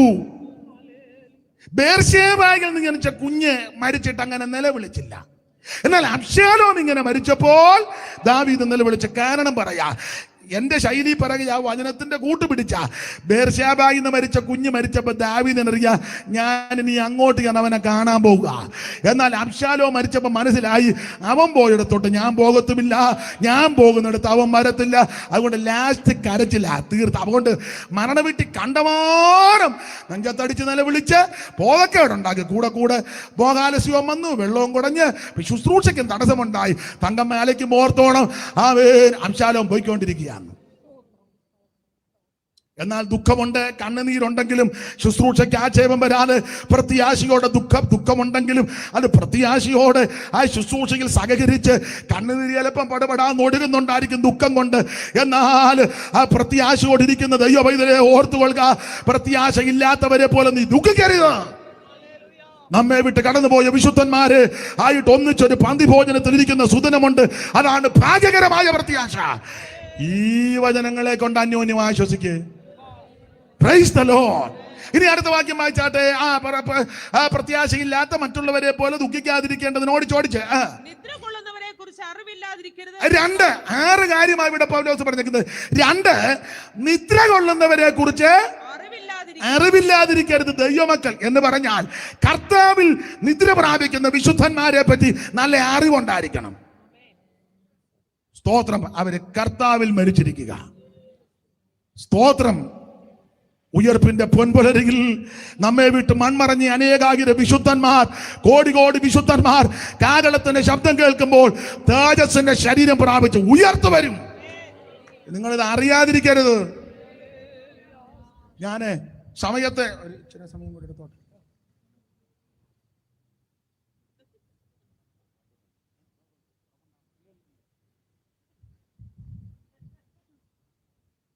ദൈവത്തിന് മഹത്വം. ഒന്ന്, പ്രത്യാശയില്ലാത്തവരെ പോലെ ദുഃഖിക്കരുത് ദൈവമക്കൾ. സ്തോത്രം. 2, നിദ്ര കൊണ്ടവരെ കുറിച്ച് അറിവില്ലാതിരിക്കരുത്. കർത്താവിൽ നിദ്ര പ്രാപിക്കുന്നവരെ കുറിച്ച് നല്ല ഉറപ്പും ധൈര്യവും ഉണ്ടായിരിക്കണം. വേദപുസ്തകത്തിൽ ഈ നല്ല പ്രയോഗങ്ങളാണ് കൊടുത്തിരിക്കുന്നത്. യഹോവയുടെ ദാസനാകുന്ന മോശ യഹോവയുടെ വചനപ്രകാരം മരിച്ചു. നല്ല പ്രയോഗമാണ്. വചനപ്രകാരം മരിക്കണേ, വചനപ്രകാരം ജീവിക്കണം. ബിലെയാം പറഞ്ഞു, ഭക്തൻ മരിക്കുന്ന പോലെ മരിച്ചാൽ കൊള്ളായിരുന്നു. ചത്തതെങ്ങനെയാ? കാശാന്ന് വെട്ടേറ്റ്. ഭക്തൻ മരിക്കും പോലെ മരിക്കണേ, ഭക്തൻ ജീവിക്കും പോലെ ജീവിക്കണം. വചനപ്രകാരം മരിക്കണമെങ്കിൽ വചനപ്രകാരം ജീവിക്കണം. മോശയെ പറ്റി പറയുക, യഹോവയുടെ ദാസനാകുന്ന മോശ യഹോവയുടെ വചനപ്രകാരം മരിച്ചു. നല്ല മരണം. എബ്രായ ലേഖനത്തിലെ വാക്യം നമുക്കെല്ലാം മനപ്പാടമാ. ഇവരെല്ലാവരും വിശ്വാസത്തിൽ മരിച്ചു. ഹാബേൽ തുടങ്ങിയുള്ള വിശുദ്ധന്മാരെ അങ്ങോട്ട് പൗലോസ് നിരത്തി. ഹാബേൽ, അതുപോലെ ഹാനോക്ക്, മാത്രമല്ല നോഹ, പിന്നെ അബ്രഹാം, ഇസഹാക്ക്, യാക്കോബ്, യോസേഫ്, മോശ, ഗിദെയോൻ, യിഫ്താക്ക്, ബാരാക്ക്, ശിംശോൻ ആദിയായവർ. വിവരിപ്പ സമയം പോരാ, പറഞ്ഞു വന്നേച്ചു പറ. അവർ വിശ്വാസത്താൽ രാജ്യമടക്കി, വിശ്വാസത്താൽ നീതി നടത്തി, വിശ്വാസത്താൽ വാഗ്ദത്തം പ്രാപിച്ചു, വിശ്വാസത്താൽ സിംഹത്തിന്റെ വായടച്ചു. പറഞ്ഞു പറയാ, വിശ്വാസത്തിൽ മരിച്ചു. നീ വിശ്വാസത്തിൽ ആരംഭിച്ചെങ്കിൽ വിശ്വാസത്തിൽ മരിക്കണം. നല്ല മരണമാണ് സംഭവം. പിന്നീടാണെങ്കിലും ബൈബിളിലെ പ്രയോഗം നല്ലതാ. വെളിപ്പാട് പുസ്തകത്തിൽ ഇന്നു മുതൽ കർത്താവിൽ മരിക്കുന്ന മൃതന്മാർ. ഇങ്ങനെ മരിക്കുന്നവരെ പറ്റി, നിദ്ര പ്രാപിക്കുന്നവരെ പറ്റി അറിവില്ലാതിരിക്കരുത്. ദൈവമക്കൾ അറിവുള്ളവരായിരിക്കണം, പ്രത്യാശയുള്ളവരായിരിക്കണം. ഓടിച്ച് മുമ്പോട്ട് പോട്ടെ. എല്ലാ ഭാഗവും എടുക്കുന്നില്ല, നിങ്ങൾക്ക് കാര്യങ്ങളൊക്കെ നന്നായിട്ട് അറിയാമല്ലോ. ഒന്ന്, പ്രത്യാശയില്ലാത്ത മറ്റുള്ളവരെ പോലെ ദൈവമക്കൾ ദുഃഖിക്കരുത്. രണ്ട്, കർത്താവ് നിദ്ര പ്രാപിച്ചവരെ കുറിച്ച് അറിവില്ലാതെ ഇരിക്കരുത്. നല്ല അറിവുണ്ടായിരിക്കണം. ഇങ്ങനെയുള്ള കാര്യങ്ങളെല്ലാം നന്നായിട്ട് മനസ്സിലാക്കണം. അറിയാൻ മേലെ അറിവുള്ളവരോട് ചോദിക്കണം. അപ്പൊ ഒരു വചനത്തിന്റെ വെളിച്ചത്തിൽ കാര്യങ്ങൾ പറഞ്ഞു തരും. അങ്ങനെയൊക്കെ നല്ല ധൈര്യത്തോട് ഉറപ്പോട് വരുന്നാൽ ഇങ്ങനെയുള്ള രംഗങ്ങളും സന്ദർഭങ്ങളും വരുമ്പോൾ ആമൻ വെപ്രാളം കാണിക്കുകയല്ല. ദൈവത്തിന് മഹത്വം. അലമുറ ഇടുകയല്ല. മോഹാലസ്യം കൂടെ വരുത്തുമില്ല. ദൈവത്തിന് മഹത്വം ആട്ടെ. അപ്പൊ 6 കാര്യമാണ് പൗലോസ് അവിടെ കൊടുത്തിരിക്കുന്നത്. ഒന്ന്, പ്രത്യാശയില്ലാത്തവരെ പോലെ ദുഃഖിക്കരുത്. 2, കർത്താവിൽ നിദ്ര കൊള്ളുന്നവരെ കുറിച്ച് അറിവില്ലാതിരിക്കരുത്. അവിടെ അടുത്തത്, ആ കണ്ണികയ്ക്കകത്ത് കൊടുത്തിരിക്കുന്നത് ഒരു മടങ്ങി വരവ് നടക്കാൻ പോവുക. ഒരു മടങ്ങി വരവ്. ഈ വചനങ്ങളെ കൊണ്ട് ആശ്വസിക്കണം. ഏത് മടങ്ങി വരവ്? യേശു ക്രിസ്തു വീണ്ടും മടങ്ങി വരും. നാം സേവിക്കുന്ന, നമ്മെ രക്ഷിച്ച് നമുക്ക് വേണ്ടി ജീവൻ തന്ന് നമ്മെ വീണ്ടെടുത്ത നമ്മുടെ കർത്താവ് വീണ്ടും വരുമെന്ന് മുമ്പേ സൂചിപ്പിച്ചല്ലോ. ഒരിക്കൽ യേശു വന്നു. എന്തിന്? മനുഷ്യവർഗത്തിന്റെ പാപത്തിന് പരിഹാരം വരുത്തിയാച്ചോ അവിടുന്ന് ഇപ്പോൾ സ്വർഗത്തിലുണ്ട്. എന്നിട്ടോ ഇനി തിരിച്ചു വരും. ഇപ്പോൾ അവിടുത്തെ സ്വർഗത്തിൽ എനിക്ക് നിങ്ങൾക്ക് വേണ്ടി പക്ഷപാതം ചെയ്യുന്നു. പക്ഷപാതം പറഞ്ഞാൽ എന്റെ നിന്റെ പക്ഷം പിടിച്ച് ക്രിസ്തു നമുക്ക് വേണ്ടി വാദിക്കുന്നു. അതെന്തിനാന്ന് വെച്ചാൽ എനിക്ക് നിങ്ങൾക്കുമെതിരെ ഒരു അപവാദി അവിടെ ഉണ്ട്. അവൻ ദിനം പ്രതി അപവാദം ചെന്ന് പറയുമ്പോൾ എനിക്ക് നിങ്ങൾക്ക് വേണ്ടി പക്ഷം പിടിച്ച് വാദിക്കുവാൻ അവിടുന്ന് ഇപ്പോഴും അവിടെ ഉണ്ട്. ആ പക്ഷപാതം ചെയ്യുന്ന ക്രിസ്തു അധികം താമസിക്കാതെ വീണ്ടും വരും. അതിന് തെളിവുകളാണ് നമ്മൾ കണ്ടുകൊണ്ടിരിക്കുന്നത്. അതൊക്കെ എന്നേക്കാൾ നന്നായിട്ട് പറയാൻ പ്രാഗൽഭ്യവും അറിവും വിവരവും പരിജ്ഞാനമുള്ള ദൈവദാസന്മാർ നമ്മുടെ ഇടയിലുണ്ട്. അതുകൊണ്ട് ഞാൻ അങ്ങോട്ട് കൈവെക്കുന്നില്ല. സ്തോത്രം. എന്തായാലും ഒരു കാര്യം, യേശു വീണ്ടും വരും തിരുസഭയെ ചേർക്കാൻ. അതാണ് നമ്മുടെ പ്രത്യാശ. ഇനി എത്രയും അല്പകാലം കഴിഞ്ഞിട്ട് വരുവാനുള്ളവൻ വരും. അതിന് ഏറ്റവും വലിയ തെളിവ് യേശു പറഞ്ഞേച്ചാ പോയത്. സ്തോത്രം. കർത്താവ് പറഞ്ഞല്ലോ, ഞാൻ നിങ്ങൾക്ക് സ്ഥലം ഒരുക്കാൻ പോകുക. സ്ഥലം ഒരുക്കിയ ഞാൻ അവിടെ ഇരിക്കുവന്നല്ല, തിരിച്ചു വന്ന് ചേർത്ത് കൊള്ളും. അതാണ് നമ്മുടെ പ്രത്യാശ. യേശുവിന്റെ വരവിന് ധാരാളം തെളിവുകളുണ്ട്. ഒരു തെളിവ്, ഒത്തിരി ഉള്ളതിൽ ഒരു തെളിവ്, കർത്താവ് തന്നെ ഈ ലോകത്തിൽ ശുശ്രൂഷ ചെയ്തപ്പോൾ, അത് ഭാവികാല സംബന്ധ വിഷയമായിട്ടാണെങ്കിലും കർത്താവ് ഒരു പ്രയോഗം പറഞ്ഞു. നിന്റെ വരവിന് ലോകാവസാനത്തിന് അടയാളമെന്ന് ശിഷ്യന്മാർ കർത്താവിനോട് ചോദിച്ചപ്പോൾ കർത്താവ് പറഞ്ഞു ഒരു പ്രയോഗം. അത് ആ രണ്ടാം വരവിന്റെ 2ാം ഘട്ടത്തോട് ബന്ധപ്പെട്ട ആ ഭാഗത്ത് കൊടുത്തിരിക്കുന്നെങ്കിൽ ഞാനത് ചെറിയ ഒരു വ്യത്യാസത്തോടെ പറയുക. കർത്താവ് പറഞ്ഞൊരു കാര്യമുണ്ട്, നോഹയുടെ കാലം പോലെ. എന്തുവാ നോഹയുടെ കാലം? യേശു വരുന്നതിനൊരു തെളിവാ നോഹയുടെ കാലം പോലെ. എന്തുവാ നോഹയുടെ കാലം? നോഹയുടെ കാലത്തിന്റെ ഒരു പ്രത്യേകത, എല്ലാവരും ബോധിച്ച പോലെ നടക്കുക. 6:1 ഉൽപ്പത്തി വായിര്. പെട്ടെന്ന് മനുഷ്യൻ ഭൂമിയിൽ പെരുകി തുടങ്ങി. അത് വ്യാഖ്യാനിക്കുന്നില്ല. പുത്രിമാർ ജനിച്ചപ്പോൾ ദൈവത്തിന്റെ പുത്രന്മാർ മനുഷ്യരുടെ പുത്രിമാരെ സൗന്ദര്യമുള്ളവരെന്ന് കണ്ടിട്ട് തങ്ങൾക്ക് ബോധിച്ച ഏവരെയും ഭാര്യമാരായി എടുത്തു. മതി. ഞാൻ ഒരു പദമേ ഇങ്ങോട്ട് എടുക്കുന്നുള്ളൂ. എല്ലാരും ബോധിച്ച പോലെ നടക്കുക. യേശുക്രിസ്തുവിന്റെ വരവിന്റെ തെളിവാണ് ബോധിച്ച പോലെ നടക്കുക. ഇപ്പം സഭയ്ക്കകത്താണെങ്കിലും ബോധിച്ച പോലെയല്ലേ നടക്കുന്നേ. ശുശ്രൂഷകന്മാർക്ക് ഒരു കാര്യം തീർത്ത് പറയാനൊക്കത്തില്ല. 2-3 വർഷം അവർ ശുശ്രൂഷിക്കുന്നത്. അത് തന്നെ എത്ര കമ്മിറ്റി കൂടി അവർ പാസ്റ്റർ ഒരു സഭയിലോട്ട് ആക്കുന്നത്. 2 വശമുണ്ട്. ഇവർ കമ്മിറ്റി കൂടി ഒരു 50 സ്ഥലത്ത് വിളിച്ചു ചോദിക്കും പുള്ളി എങ്ങനെ ഉണ്ടെന്ന്. അപ്പോൾ അവർ ചെല്ലി പറയും തരക്കേടില്ല. ഞാൻ എന്നെയും കൂടെ പ്രതിയാക്കിയ പാസ്റ്റർമാർ നേരത്തെ ട്രാൻസ്ഫർ, എല്ലാവരും അല്ല, ചിലർ അവർ ഒറ്റ നോക്കാൻ പോകും, ഇല്ല സംഖ്യ 13 പോലെ. 2 വശമുണ്ട്, മനസ്സിലാകുന്നുണ്ടോ? പിന്നെ മിടുക്കന്മാർ പാസ്റ്റർമാരുണ്ട്, അങ്ങോട്ടും ഇങ്ങോട്ടും ട്രാൻസ്ഫർ. ഞാൻ അങ്ങോട്ട് വരുമ്പോൾ ആ വണ്ടികൾ നിന്റെ സാധനമല്ല ഇങ്ങോട്ട്. അതിന് വേറെ ഇംഗ്ലീഷ് വേടാ പറയുന്നത്, എന്തുവാ? ഞാനത് പറഞ്ഞാൽ തെറ്റിപ്പോകും.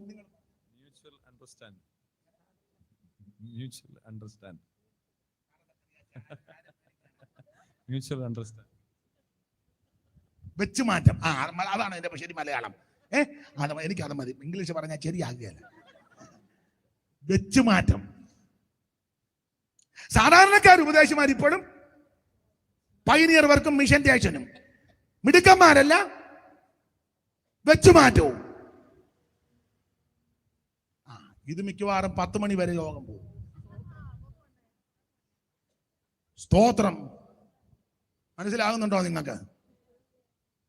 ദൈവത്തിന് മഹത്വം ഉണ്ടാകട്ടെ. ഞാൻ ആ ഭാഗം അധികം വിവരിക്കുന്നില്ല. ബോധിച്ച പോലെ നടക്കുക.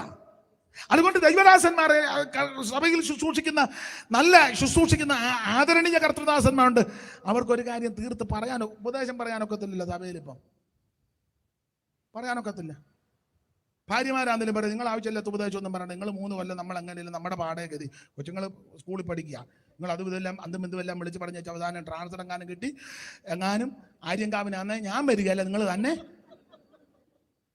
ആര്യങ്കാവിലോ ഉറുകുന്നിലോ പൊക്കോണം, എന്നെ കിട്ടുകയില്ല.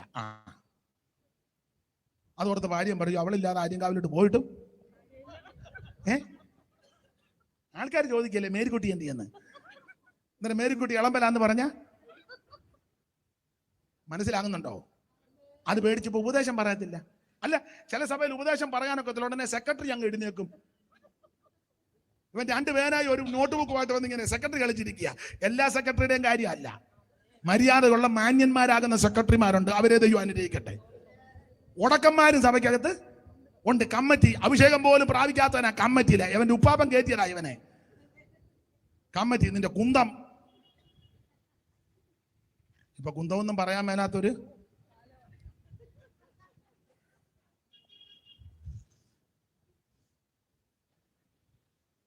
ഞാൻ നമ്മുടെ ഈ വിഷയത്തിലാ. മനസ്സിലാകുന്നുണ്ടോ? കർത്തദാസന്മാർക്ക് ഉപദേശം ശരിക്കും പറയാൻ ഒക്കത്തില്ലല്ലോ. പറഞ്ഞ ഉടനെ കമ്മിറ്റി കൂടും. പാസ്റ്ററുടെ പ്രസംഗത്തിന്റെ സ്തോത്രം.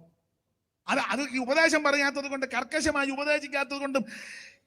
മലാക്കി പ്രവചനത്തിൽ വായിക്കുന്നത്, പുരോഹിതൻ സൈന്യങ്ങളുടെ യഹോവയുടെ ദൂതനാകയാൽ അവന്റെ അധരം പരിജ്ഞാനം സൂക്ഷിച്ചു വെക്കേണ്ടതും ഉപദേശം അവനോട് ചോദിച്ച് മനസ്സിലാക്കണം. കർത്തദാസന്മാർ കർക്കശമായിട്ട് ഉപദേശം പറയണം.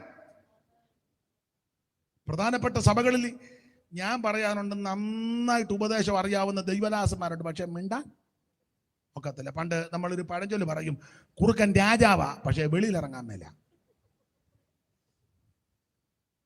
കുറുക്കൻ രാജാവാ പക്ഷെ പകല് മനസ്സിലാകുന്നുണ്ടോ? ഉപദേശം പറയാൻ മേല. ഈ ഉപദേശം പറയാത്തത് കൊണ്ട് തന്നെ ബോധിച്ച പോലെ നടക്കുക. നിങ്ങളെ ചില ആരാധനാ സ്ഥലത്ത് ശ്രദ്ധിച്ച് ബോധിച്ച പോലല്ലേ വരുന്നേ. ഇഷ്ടമുള്ളപ്പം വരാ, ഇഷ്ടമുള്ളപ്പം ഇറങ്ങിപ്പോകാം. പാസ്റ്റർ പ്രസംഗിക്കുമ്പോൾ അവിടെ നിന്ന് മൊബൈലിൽ സംസാരിക്കുന്നവന്മാരുണ്ട്. പിന്നെ വിളിക്കും ആരാധന അവിടെ മറ്റേ വണ്ടിയുടെ പിന്നെ പറയാമെന്ന് മറ്റേ വണ്ടി അവര് 50,000 ചോദിച്ചത്. ഇച്ചിരി താത്ത് പിടിക്കും. യോഗത്തിനിടെ ഇരുന്ന താത്ത് പിടിക്കും.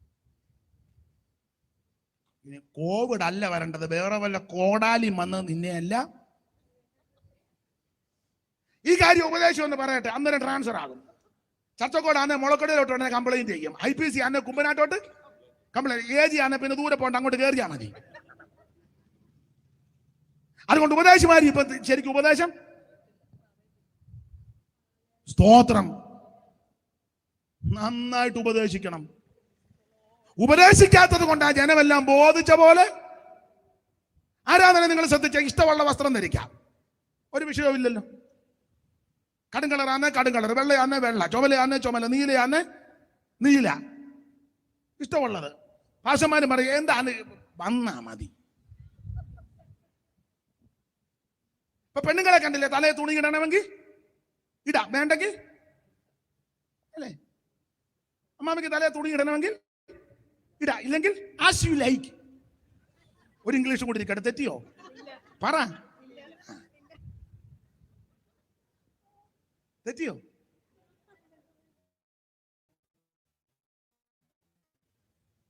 അതാണോ സഭ? കൈയടിക്കണേ, എന്നാടാ നിന്റെ തപ കമ്പത്തിന്ന് പോലെ അടിച്ചു കയറ്റി വെച്ചാൽ. ഉപദേശം പറയണം, കർക്കശം. രണ്ടെണ്ണം ഉള്ളതിൽ മതിയെന്നേ. ഒടിയ വെള്ളം കുടിച്ചെല്ലാം ചത്തപ്പോ ആകെ രക്ഷപ്പെട്ടത് 8 എണ്ണമാ. ആകെ രക്ഷപ്പെട്ടത് 8ആണ്. 8 ആ പെട്ടകത്തിൽ അല്പജനം എന്ന് വെച്ചാൽ 8 പേർ വെള്ളത്തിൽ കൂട്ടി രക്ഷ പ്രാപിച്ചു. സ്നാനത്ത് ബാക്കി മുഴുവൻ തുടങ്ങി. എന്നെ കേൾക്കുന്ന അഭിഷിക്തന്മാരോടും ദൈവമക്കളോടും പറയട്ടെ, അവൻ കാലം സമീപിച്ചിരിക്കുക, യേശു വരാറായി.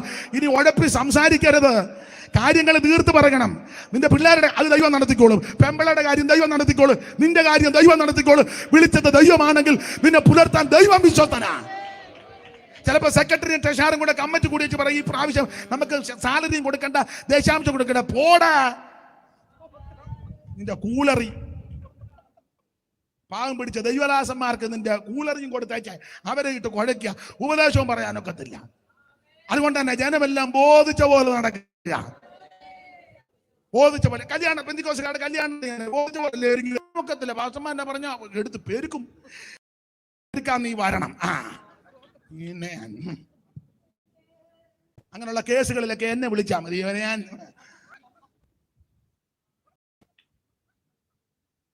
സ്തോത്രം, ഉപദേശം തരി പറയണം. ബോധിച്ച പോലെ വരുന്ന, ബോധിച്ച പോലെ ഇരിക്കുന്ന നല്ല ദൈവസഭ. ദൈവസഭയ്ക്ക് ക്രമമുണ്ട്, ക്രമീകരണമുണ്ട്, ചിട്ടയുണ്ട്, നിഷ്ഠയുണ്ട്, വ്യവസ്ഥയുണ്ട്. Price the Lord. അവൻ ഓഹയുടെ കാലം പോലെ മനുഷ്യപുത്രന്റെ വരവ്. ഇങ്ങനെ ബോധിച്ച് ഒന്നുകൂടെ വാക്യം വായിച്ച അല്ല മുടക്കി വെച്ചോ വായിരേ. മനുഷ്യൻ ഭൂമിയിൽ പെരുകി തുടങ്ങി, അവർക്ക് പുത്രിമാർ ജനിച്ചപ്പോൾ ദൈവത്തിന്റെ പുത്രന്മാർ മനുഷ്യരുടെ പുത്രിമാരെ സൗന്ദര്യമുള്ളവരെന്ന് കണ്ടിട്ട് വല്ലാത്ത കണ്ണ അതാ കണ്ടിട്ട് നല്ല കാഴ്ചയൊന്നുമല്ല. തങ്ങൾക്ക് ദൈവത്തിന് ബോധിച്ച പോലല്ലെന്നും അവനവന് ബോധിച്ച പോലെ, ദൈവത്തിന് ബോധിച്ച പോലെ ജീവിക്കണം. സ്തോത്രം, ബോധിച്ച പോലെ നടക്കുക. സഭയിലും അങ്ങനല്ലേ ഇപ്പം, ബോധിച്ച പോലെ. ഞാൻ ആ ഭാഗമെല്ലാം ഒന്നും വിവരിക്കുന്നില്ല. സ്തോത്രം. നോഹയുടെ കാലത്ത് ഒരു പ്രത്യേകത. നോഹയുടെ കാലം നിങ്ങൾ ആ 4-ാം അധ്യായത്തിന്റെ ഒടുവിൽ വായിക്കുന്നത്, 4-ാം അധ്യായത്തിന്റെ 25-ാമത്തെ വാക്യം. ആ ചെറിയ കണ്ണികയുണ്ടല്ലോ, 5ന്റെ നേരെ മേളിൽ ഒരു ചെറിയ കണ്ണിയുണ്ട്. ആ കണ്ണിക വായിച്ചേ. ആദാമും തന്റെ ഭാര്യയും കൂടെ പിന്നെയും ഒന്നിച്ച് ജീവിച്ചവർക്ക് മകനുണ്ടായി, ശേത്ത്. കയ്യൻ കൊന്ന ഹാബേലിന്റെ പകരം ദൈവം എനിക്കൊരു സന്തതിയെ തന്നു എന്ന് പറഞ്ഞവന് ശേത്ത് എന്ന് പേരിട്ടു. ശേത്തിനൊരു മകൻ ജനിച്ചു, ഏനോശ്. അടുത്ത വാക്യം. തുടങ്ങി ആരാധന തുടങ്ങി. നല്ലതാ, ആരാധന തുടങ്ങട്ടെ. നോഹയുടെ കാലമാ ആരാധന തുടങ്ങി. ആ കാലം മൊത്തം പഠിച്ചാൽ അങ്ങനെ വർഷങ്ങൾ ആൾക്കാർ ജീവിക്കുന്നതുകൊണ്ട് മൊത്തത്തിൽ ആ കണക്ക്. ഏനോശിന്റെ കാലത്ത് നാമത്തിലുള്ള ആരാധന തുടങ്ങി. ഭയങ്കര ആരാധനയാ, എല്ലായിടത്തും ആരാധന, വർഷിപ്പ്. നല്ല കാര്യം. ഈ ആരാധന ശക്തമാ. അപ്പൊ തന്നെ ഈ ആരാധനയുടെ ടൈമിലേ ഉള്ളിവര്. അത് കഴിയുമ്പോഴോ സ്റ്റേജ് കാണുമ്പോൾ പാസ്റ്റർ വെള്ള ജിപ്പ് അല്ലെ വെള്ള ഷർട്ട്, നല്ലത്. അത് കഴിഞ്ഞ് നമ്മൾ പാസ്റ്റർ നോക്കിയപ്പോ കാച്ചട്ട ഇട്ടുകൊണ്ട് നടക്കുന്നു.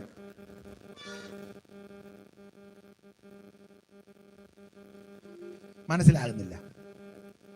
മനസ്സിലാകാഴി ഒന്നുമല്ല. നിങ്ങളെല്ലാം കൂടെ ഒത്തുകൊണ്ട് എന്നെ പിള്ളേരുടെ ഭാഷ പറഞ്ഞ് ആക്കുക എന്ന് എനിക്കറിയാം. അല്ലാതെ അറിയാൻ പാടില്ലായിട്ടൊന്നുമല്ല. സൺഡേൽ സ്റ്റേജിൽ നിൽക്കുന്ന പാസ്റ്റർ അല്ലല്ലോ മണ്ടേൽ ടൗണിൽ നിൽക്കുന്നത്. ബോധിച്ച പോലല്ലേ? ആര് ചോദിക്കാനാ? ആരോട് പറയാനാ?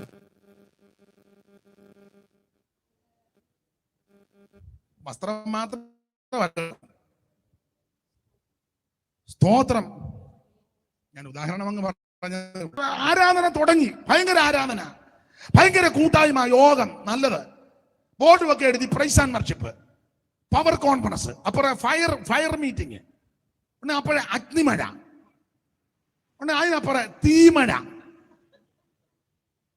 അപ്പുറം ഒരു ബോർഡ് ഡുനാമീസ്. എല്ലാം നല്ല കാര്യം, എതിർക്കുന്നില്ല.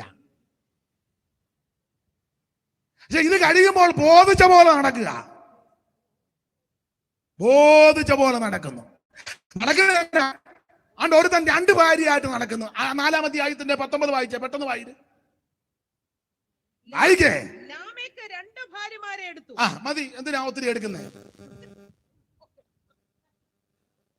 ലാമേക്ക് ഉറക്കെ വായിച്ചേ. ലാമെക്ക് 2 ഭാര്യമാരെ എടുത്തു. പണ്ട് ഞാൻ പ്രസംഗിച്ചപ്പോ മുന്നിൽ ഇരുന്നൊരു കൊച്ചൻ എന്നോട് ചോദിക്കും, അവൻ ആരും കേട്ടില്ല, അവൻ ചോദിക്കും എടുത്തോന്ന്. അവൻ ഫ്രണ്ടിലിരുന്ന് എന്നോടാ ചോദിച്ചേ, ലാമക്ക് 2 ഭാര്യമാര് എടുത്തെന്ന് ഞാൻ പ്രസംഗിച്ചപ്പം 8 വയസ്സ് കാണാം. അവൻ എന്നോടിക്കാം. പിന്നെ അവൻ ചെറുപ്പമായതുകൊണ്ട് തെറ്റിദ്ധാരണ ഉണ്ടായത്. ഞാൻ പറഞ്ഞു, മോനെ എടുത്തെന്ന് പറഞ്ഞ പെണ്ണുങ്ങളെ 2-നെയും കൂടെ എടുത്തെന്നല്ല, ഇവൻ 2 സ്ത്രീകളെ വിവാഹം ചെയ്തെന്ന. ഉടനെ അവൻ പറഞ്ഞു, അവനിത് ക്ലിയർ ആക്കി കൊടുക്കണം. ബോധിച്ച പോലെ നടക്കുക. ലാമക്ക് 2 ഭാര്യമാരെ വിവാഹം ചെയ്തു, ഇടത്തും വലത്തും, ആദേ സില്ലേ. എന്നിട്ട് ഇവരോട് ഭയങ്കര വീരകൃത്യം പഠിക്കുക. ആദ്യം സില്ലിയുമായി ഉള്ളൂരി എന്റെ വേദപഠിതാക്കൾ ചെല്ല പറയുന്നത്, യവൻ അതിലെ എങ്ങാണ്ടി എന്നെല്ലാം തല്ലും അടിയും പിടിയെല്ലാം ഉണ്ടായി ഒരുത്തനെ അങ്ങ് കൊന്നു. സ്തോത്രം. ആ ഭാഗത്തേക്ക് പോകുന്നില്ല. എന്നിട്ട് ഇവൻ പെണ്ണുങ്ങളോട് വന്ന് വീരവാഹം അടിക്കുക, വഴിവിട്ട് നടക്കുക. ആദയും സില്ലയും ആയുള്ളവര്. ലാമക്ക് 2 ഭാര്യമാരെ എടുത്ത് ജീവിക്കുന്ന ഒരുത്തൻ. മാത്രമല്ല ബോധിച്ച പോലെ, ഇതൊക്കെ നോഹയുടെ കാലത്ത് നടക്കുന്ന കാര്യമാണ്. സ്തോത്രം, സ്തോത്രം. പിന്നെ ഭൗതികവാദം. കാരണം 4-ാം അധ്യായത്തിന്റെ 16 മുതൽ താഴോട്ട് പഠിക്കുമ്പോൾ അവിടെ കയ്യിന്റെ മകൻ ഒരു ഹാനോക്കുണ്ട്. കയ്യിന്റെ മകനാകുന്ന ഹാനോക്ക് കയ്യിനൊരു പട്ടണം പണിതു. അവന്റെ മകന്റെ പേര് ഹാനോക്ക്. വായിച്ചേ 4-ാം അധ്യായത്തിന്റെ 16 മുതൽ വായിച്ചേ. അങ്ങനെ കയ്യിനെ യഹോവയുടെ സന്നിധിയിൽ വിട്ട് പുറത്ത് ഏതിന് കിഴക്ക് നോർത്ത് ദേശത്ത് നിന്ന് പാർത്ത് കയ്യിന്റെ ഭാര്യയുമായിട്ട് ജീവിതം ആരംഭിച്ചു. അവളൊരു മകനെ പ്രസവിച്ചു, ഹാനോക്ക് എന്ന് പേരിട്ടു. അടുത്ത വാക്യം, അവനൊരു പട്ടണം, ഭൗതികവാദമാ, പട്ടണം പണിയ, പട്ടണം. അവനൊരു പട്ടണം പണിതു. എങ്ങനെയുണ്ട് പട്ടണം പണി? സഭ പണിയല്ല, പട്ടണം പണിയ അല്ല, ഭൗതികവാദം. യേശു വരാറായി. ഭൗതിക, നിങ്ങൾ നോക്കിയാൽ മുഴുവൻ ബിൽഡിംഗ് പണിയല്ലേ, മുഴുവൻ പണിയല്ലേ. കാശുള്ള ബന്ധുക്കോസുകാർ പഴയ വാടി ഇടിച്ച് നിരത്തി വെച്ച് വീണ്ടും പണിയ. യേശു വരാറായി. 4 ബെഡ്റൂമും അതിന്റെ ചുറ്റുപാടും എല്ലാം ഉള്ള നല്ല വീടാ, വാർത്തതാ. ഇപ്പൊ പിള്ളേർ കാശ് അമേരിക്കയിൽ നിന്നും ഗൾഫിൽ നിന്നും വിട്ടപ്പോ പിള്ളേർക്ക് ഒരു സ്റ്റാൻഡേർഡ് കുറവ്. ഒന്ന് ഇവിടെ നിന്ന് പറഞ്ഞ് അടിച്ച് നിരത്തി വെച്ച് നമുക്ക് പുതിയ വീട് പണിയണം. നിലവിലുള്ള വീടിന് ഒരു കുഴപ്പം, അത് പൊട്ടിക്കീറുകയോ ചോർന്നൊലിക്കുകയോ ഒക്കെ ആണെങ്കിലോ ഒക്കെ ന്യായമാണ്. അല്ലെ ഒന്ന് ഇരുത്തി അല്ലെ എന്തെങ്കിലും അപാകത വന്ന് അത് ന്യായമാണ്, ഒരു കുഴപ്പവും ഇല്ല. കാശ് കടന്ന് ഇങ്ങനെ കുത്തിയിട്ട്, മനസ്സിലാകുന്നുണ്ടോ? ഭൗതികവാദം. 2 സ്ത്രീകളുമായിട്ട് ഒരുത്തൻ ജീവിക്കുന്നു, വഴി പിഴച്ച് ജീവിക്കുന്നു, ബോധിച്ച പോലെ നടക്കുന്നു. ഈ 2 സ്ത്രീകൾക്ക് 4 പിള്ളേരുണ്ടായി. യൂബാല് തൂബൽ കയ്യിൻ പെങ്ങൾ നയമ. വായിച്ചെടുത്ത വാക്യം അല്ലല്ല, 4-ാം അധ്യായത്തിന്റെ 19 താഴോട്ടുള്ള വാക്യം. ലാമക്ക് 2 ഭാര്യമാരെടുത്തു, ഒരുത്തിക്ക് ആദ എന്നും മറ്റവർക്ക് സില്ല എന്നും പേര്. അടുത്ത വാക്യം, അതാ യാബാലിനെ പ്രസവിച്ചു. യാബാൽ അവൻ കൂടാരവാസികൾക്കും എന്ന് പറയും. ഒറ്റ വാക്ക് പറഞ്ഞ ഇവൻ ടെന്റ് മേക്കറാ. ഇവൻ ടെന്റ് അടിച്ചാ യോഗം നടത്തുന്നത്. ടെന്റ് അടിച്ച് കോട്ടയത്ത് ഒരു ടെന്റ്, കൊട്ടാരക്കര ഒരു ടെന്റിന്, പുനലൂർ ഒരു ടെന്റ്, ചെല്ലുന്നിടത്തല്ല ടെന്റ് അടിക്കുക. ആൾക്കാർ ഇഷ്ടം പോലെ വന്ന് കയറുക. ടെന്റ് മേക്കറാ.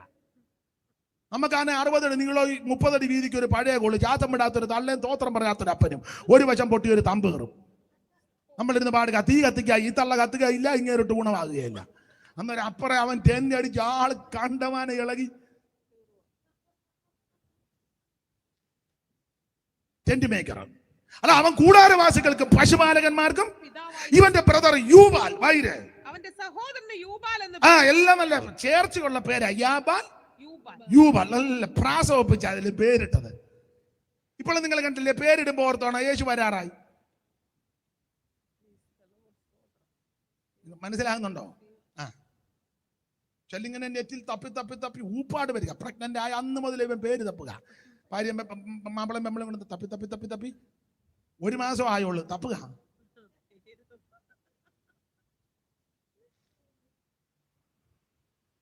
ഞാനതിന് എതിരൊന്നുമല്ല, തപ്പിക്കോ, പക്ഷെ പേര് പോലെ ആയിരിക്കണം.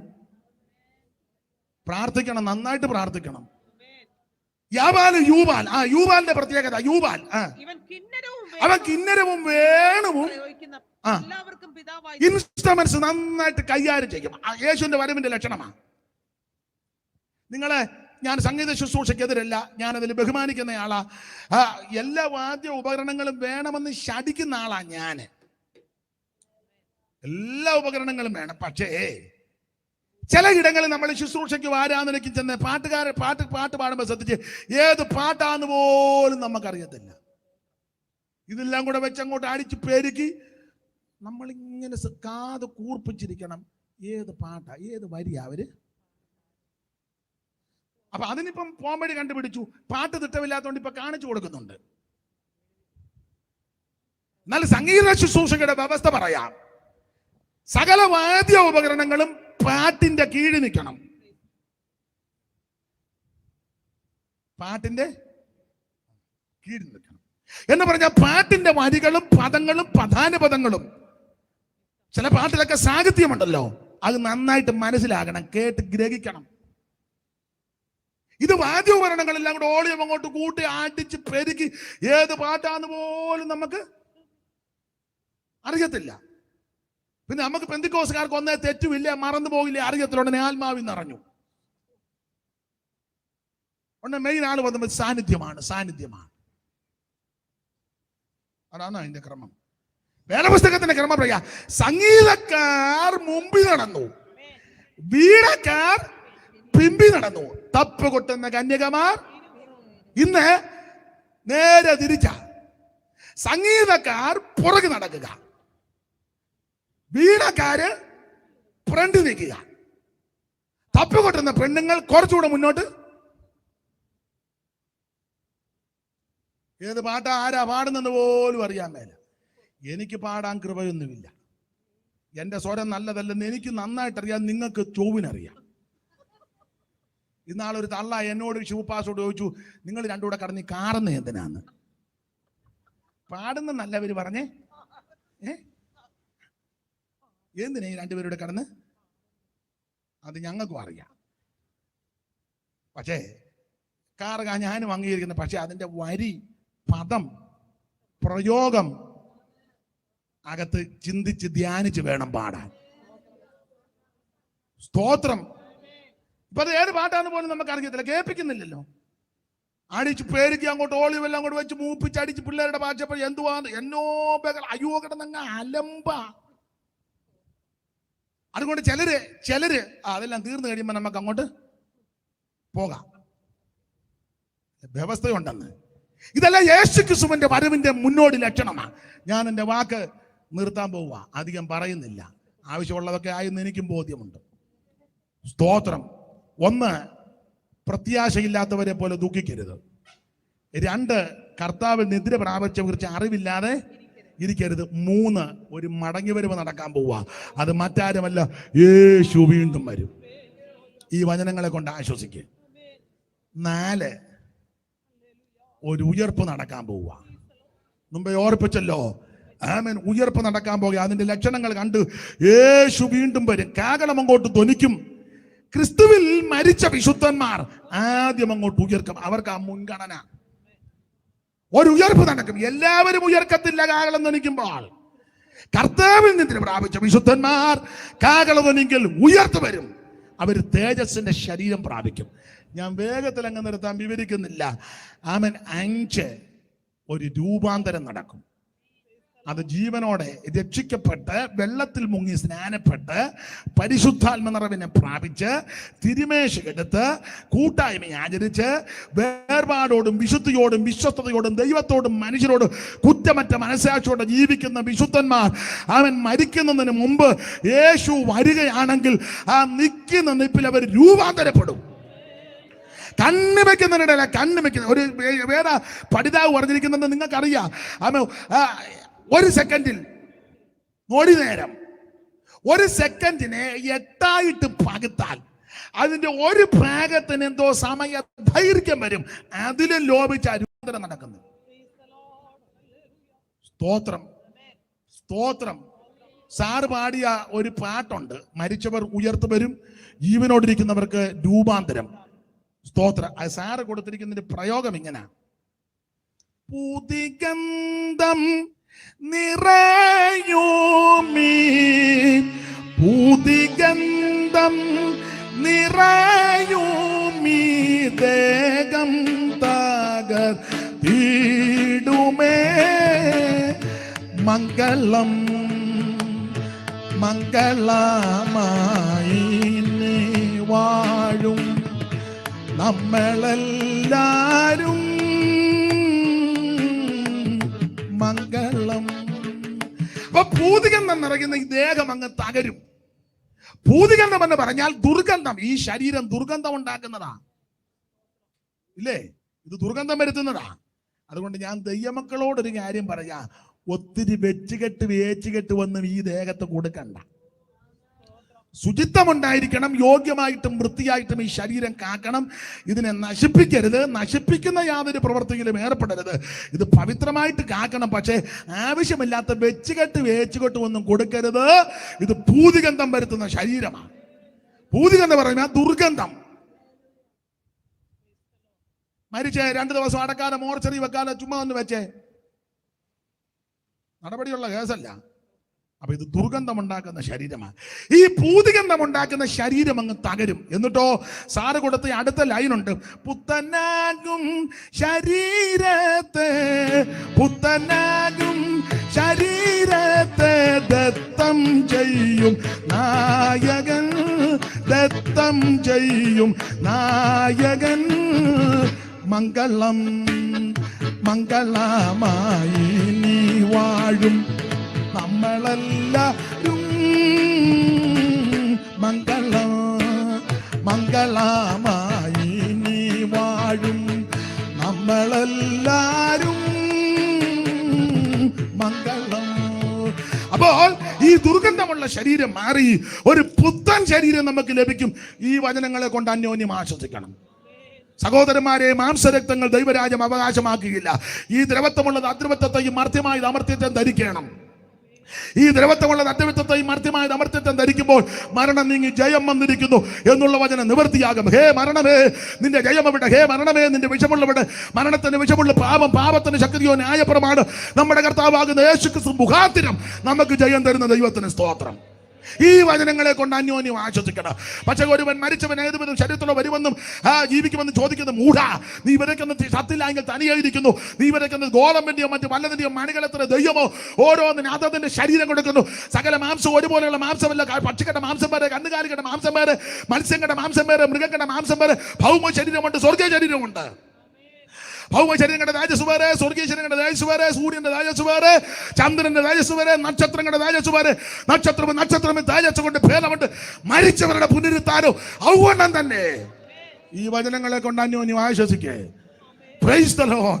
ഒന്ന്, നിദ്ര പ്രത്യാശയില്ലാത്തവരെ പോലെ ദുഃഖിക്കരുത്, വചനം കൊണ്ട് ആശ്വസിച്ചോണം. 2, കർത്താവിൽ നിദ്ര പ്രാപിച്ചവർക്ക് അറിവില്ലാതിരിക്കരുത്, വചനം കൊണ്ട് ആശ്വസിച്ചോണം. 3, യേശു വീണ്ടും മടങ്ങി വരും.